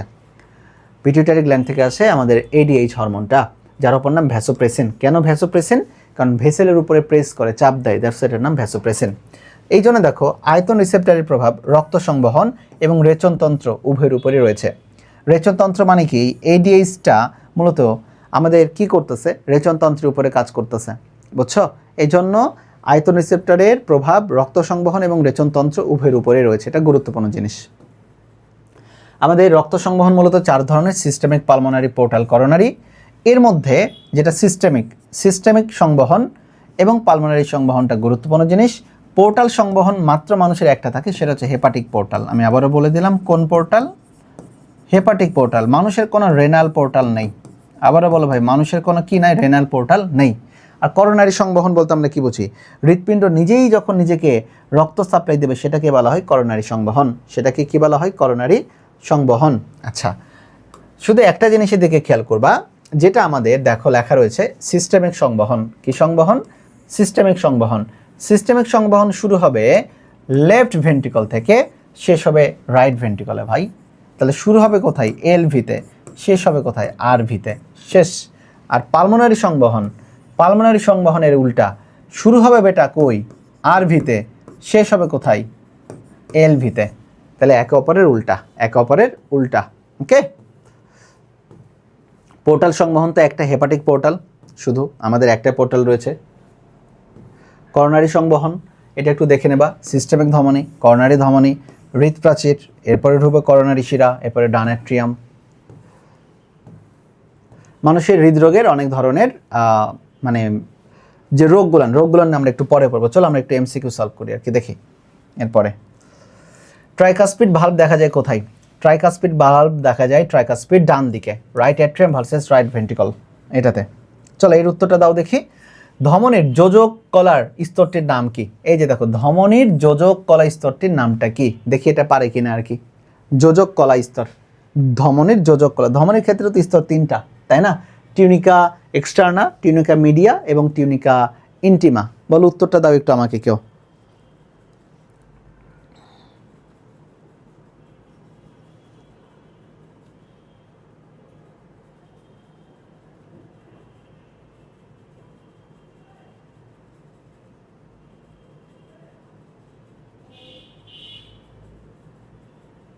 দেখি উত্তরটা সবার আগে কে দেয় এটা।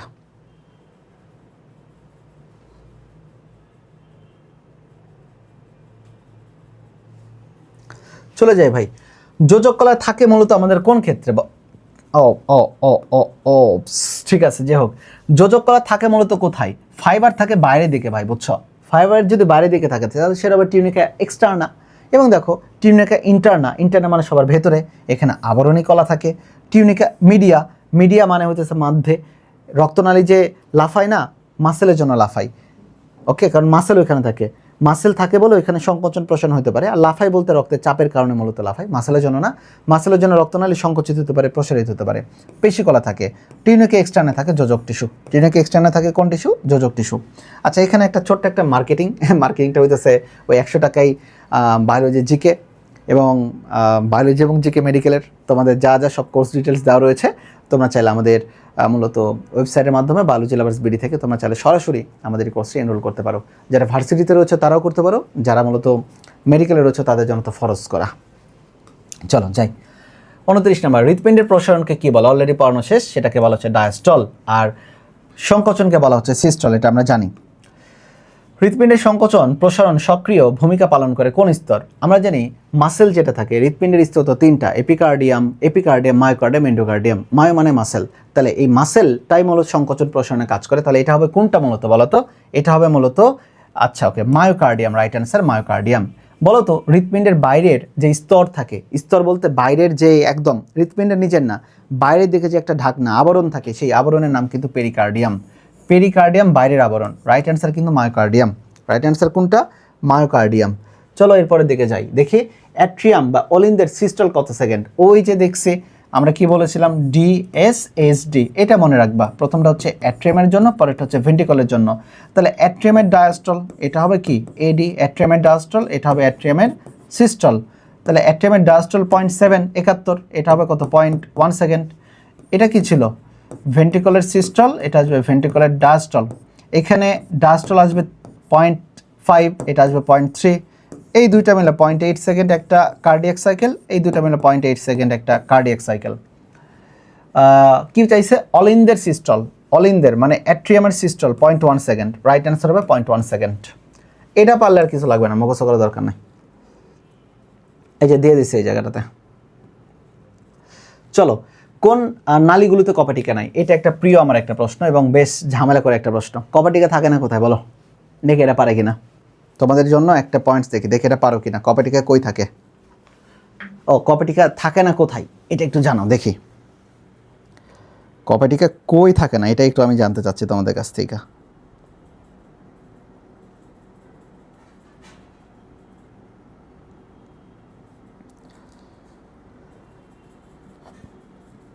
উত্তরটা দাও কি, এটা আমাকে একটু বলো দেখি।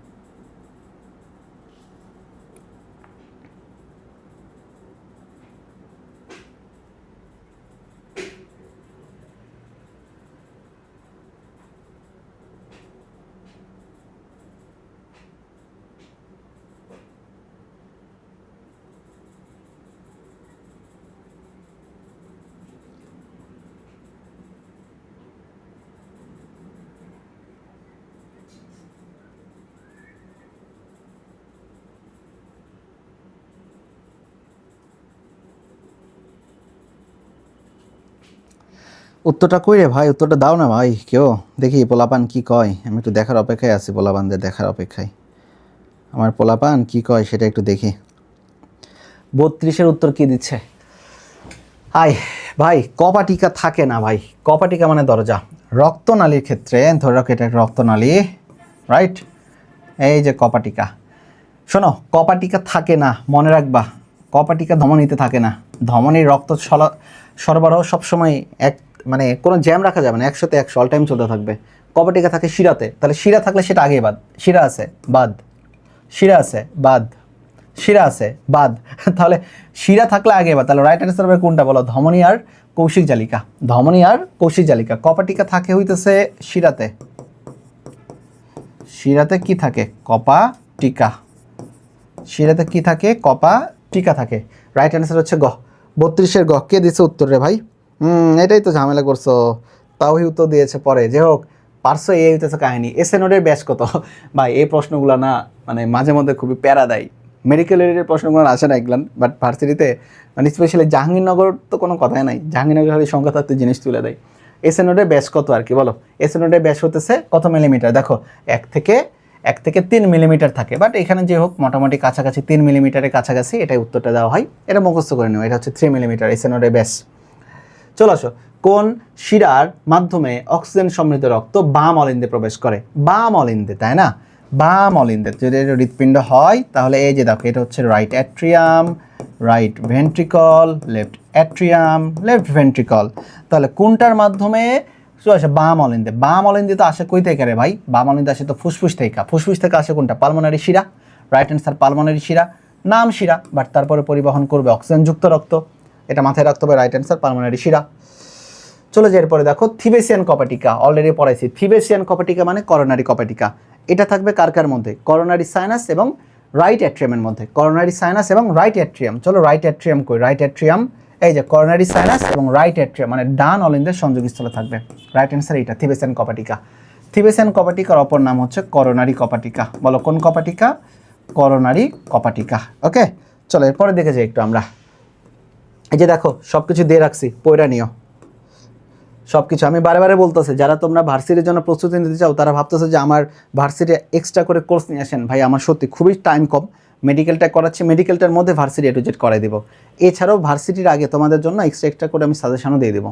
চোখ বন্ধ করে ভর্তি হয়ে যাও ভাই, একই ধরনের পড়াশোনা, বরঞ্চ মেডিকেলে একটু ডিপ পড়াশোনা করা লাগে বেশি। হৃৎপিণ্ডের ডান অলিন্দ এবং ডান নীলয়ের সংযোগস্থলে কোনটা থাকে? আরে ডান অলিন্দ মানে কি? Right atrium. আর ডান নীলয় মানে কি? Right ventricle. মাঝখানে থাকবে কি? ট্রাইকাসপিড। ট্রাইকাসপিড থাকবে। এগুলো তোমরা জানো। চলো আসি, ডাক্তার রোগীর নাড়ি দেখে। এই যে এইখানে আমরা কি দেখি? আমরা দেখি স্পন্দন, পালস দেখি। পালস দেখি আর কি, তাই না? PULS, পালস মানে স্পন্দন। কার স্পন্দন বলো তো? শিরার স্পন্দন না, ধমনের স্পন্দন দেখি। শিরার স্পন্দন খুবই ধীরে হয়, বোঝা যায় না। ধমনের স্পন্দন দেখি। বহি ক্যারোটিড ধমনী থেকে নিম্নের কোন শাখা ধমনী উৎপাদন হয়?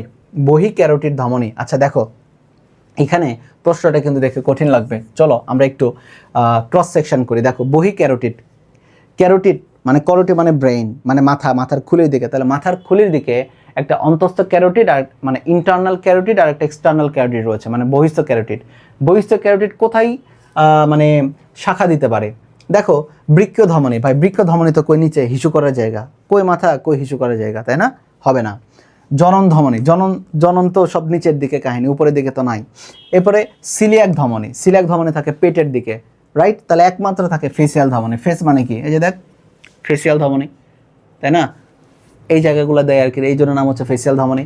তাহলে বহি ক্যারোটিড রাইট অ্যান্সার হবে মূলত ফেসিয়াল ধমনী। ভাই কোন ধমনী হবে ভাই বলতো ভাই? ফেসিয়াল ধমনী হবে। বোঝা গেছে? ক্রস সেকশন করে আমরা বুঝতে পারলাম। চলো, ঘুমের সময় বুকে ব্যথা হলে তাকে কি বলে? চমৎকার একটা জিনিস। তুমি মনে করো কাজকর্ম করতেছো, কাজ করতে করতে তোমার এক্সারশন হচ্ছে, মানে কাজ করতে করতে তোমার ব্যথা হচ্ছে, এটা এক ধরনের। আবার রেস্ট নিলে কমে যাচ্ছে, মানে এটা মূলত এক ধরনের, তাই না? কাজ করতেছো, রেস্ট নিলে কমে যাচ্ছে, এটা হচ্ছে স্টেবল অ্যানজাইনা। বাট তুমি ঘুম মানে তো রেস্ট অবস্থায় রয়েছো। রেস্টিং অবস্থায় যদি তোমার বুকে ব্যথা হয়, যদি অ্যানজাইনা হয়, তখন সেটাকে ভালো হবে কি বলো দেখি? তখন সেটাকে ভালো হবে কিন্তু প্রিন্স মেটাল অ্যানজাইনা। কোন মেটাল? Prince metal. অনেক ক্ষেত্রে কিন্তু আনস্টেবল অ্যানজাইনাও হয়। আনস্টেবল অ্যানজাইনা কিন্তু আবার মানে রেস্ট নিলেও থামে না, আনস্টেবল অ্যাঞ্জাইনা খুবই খারাপ এবং এটা হার্ট অ্যাটাক করে ফেলে। তো যাই হোক, ঘুমের সময় বুকে ব্যথা হলে তাকে কি বলে? প্রিন্স মেটাল অ্যাঞ্জাইনা বলে। এটা একটু মাথায় রাখো, এটা হৃদরোগ নিয়ে মূলত পড়াশোনা। প্রিন্স মেটাল অ্যাঞ্জাইনা 3 ধরনের, স্টেবল, আনস্টেবল, প্রিন্স মেটাল। এর মধ্যে যদি বলা হয় সবচেয়ে খারাপ কোনটা? আনস্টেবল। সবচেয়ে খারাপ কোনটা? আনস্টেবল, সবচেয়ে খারাপ, মাথায় রাখবা, এটার কারণে হার্ট অ্যাটাক হয়। চলো, কি বলেছে? পরশুকা এবং বক্ষাস্থি তরুণাস্থির সংযোগস্থলে প্রদাহজনিত বুক ব্যথাকে কি বলা হয়? পরশুকা এবং বক্ষাস্থি। পরশুকা মানে এই যে দেখো পরশুকা, এটাকে বলে কোস্টোকন্ড্রাইটিস। কোস্টোকন্ড্রাইটিস, ওকে। কোস্টাল মানে পরশুকা, আইটিস মানে ব্যথা, আইটিস মানে প্রদাহ বা ব্যথা, আর কন্ড্রেন মানে তরুণাস্থি, মানে পরশুকার সাথে তরুণাস্থির মিল এবং সেখানে ব্যথা, এটাকে বলা হয় কোস্টোকন্ড্রাইটিস। এই যে দেখো কোস্টোকন্ড্রাইটিস। নিউমোনিয়া হবে না, পালমোনারি এম্বোলিজম হবে না, পেরিকার্ডাইটিস না রে ভাই। পেরিকার্ডাইটিস কি? পেরিকার্ডিয়া মানে হৃৎপিণ্ডের বাইরে যে আবরণ, সেটাও যদি কোনো প্রদাহ হয় তখন সেটাকে বলা হয় পেরিকার্ডাইটিস।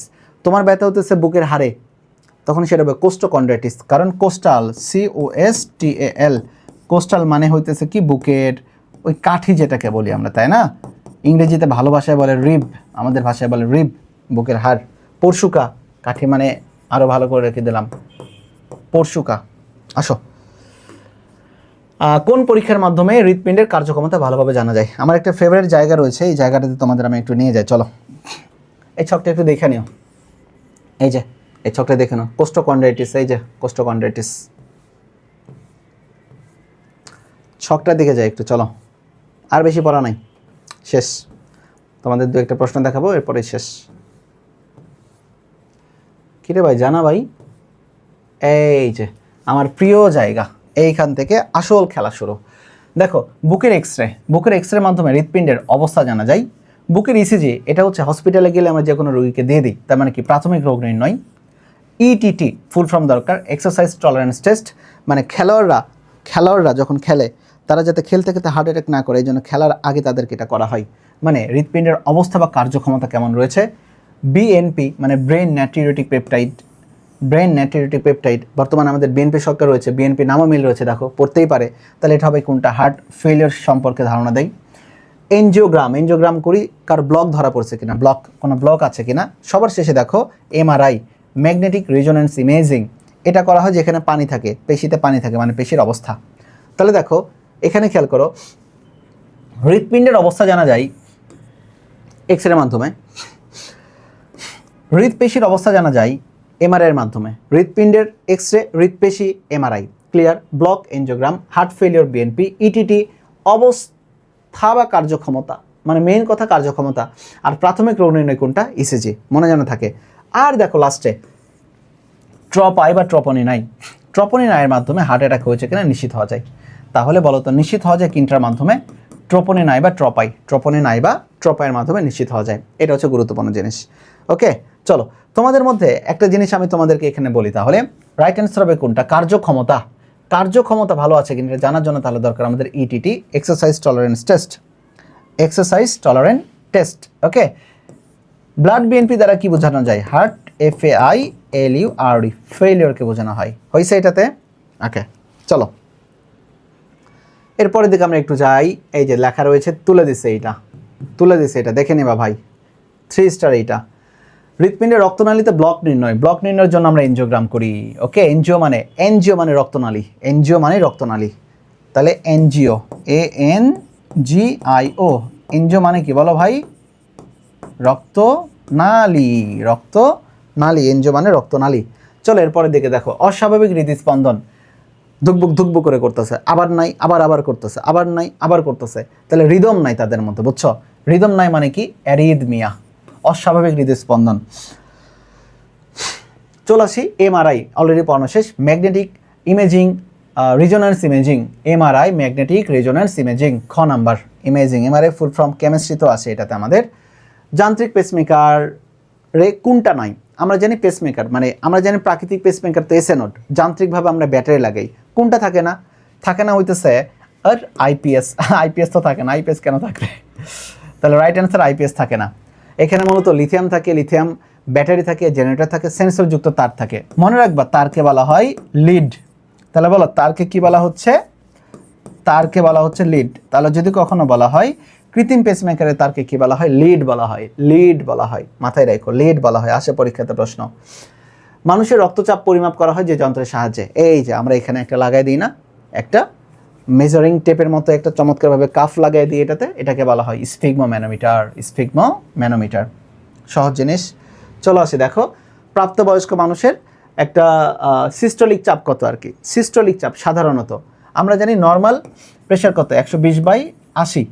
120 হইতেছে সিস্টোলিক, SYSTOLIC, সিস্টোলিক। এটা নর্মাল রেঞ্জ কত? নর্মাল রেঞ্জ 100 থেকে 140 মিলিমিটার মার্কারি। এটা একটা মেডিকেলের প্রশ্ন, এটা মেডিকেল রিলেটেড প্রশ্ন। ওকে, তাহলে কত বলো? 100 থেকে 140 মিলিমিটার মার্কারি হবে, সরি। এরপরের দিকে চলে আসি, দেখো হৃৎপিণ্ডের পেশির অবস্থা। ওই যে পেশি, পেশি মানে এমআরআই, কই গেল? এই যে এমআরআই, পেশি মানে এমআরআই, দেখছো একটা জায়গা থেকে প্রশ্ন বারে বারে দেয়। এরপরের দিকে চলে আসি, দেখো কত সালে, এই সালটা আমার কাছে মনে হয়েছে একটা গুরুত্বপূর্ণ জিনিস, বুঝছো? স্থাপনযোগ্য পেসমেকার আবিষ্কার করা হয় কত সালে, এইটা তোমরা একটু মুখস্থ করো। পেসমেকার তো খুবই গুরুত্বপূর্ণ, জীবন মরণের প্রশ্ন আর কি এটাতে। সেটা হচ্ছে 1969 পেসমেকার তৈরি করা হয়।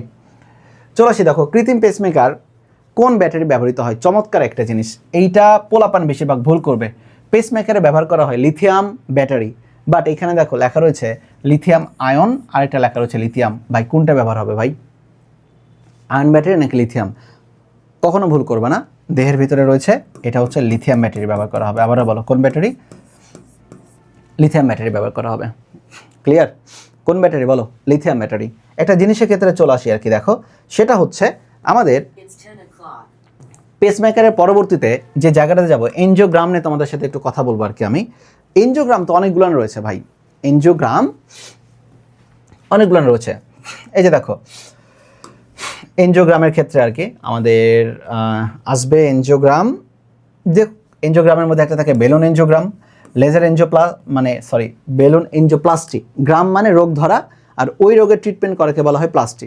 তো balloon angioplasty, laser angioplasty, coronary atherectomy, এবং সবার শেষে দেখো লেখা হচ্ছে করোনারি স্টেন্টিং। আমরা গ্রামের দিকে বলি না যে হার্টে রিং লাগাইছে, রিং, এই রিং মানে স্টেন্ট। তাহলে মনে রাখো সবচেয়ে বেশি প্রচলিত হইতেছে করোনারি স্টেন্টিং বা হার্টে রিং পরানো। চলে আসো অ্যাথেরেক্টমি, টমি মানে কেটে ফেলা। তাহলে এইখানে এমন একটা সিস্টেম থাকে যেই এই যে দেখো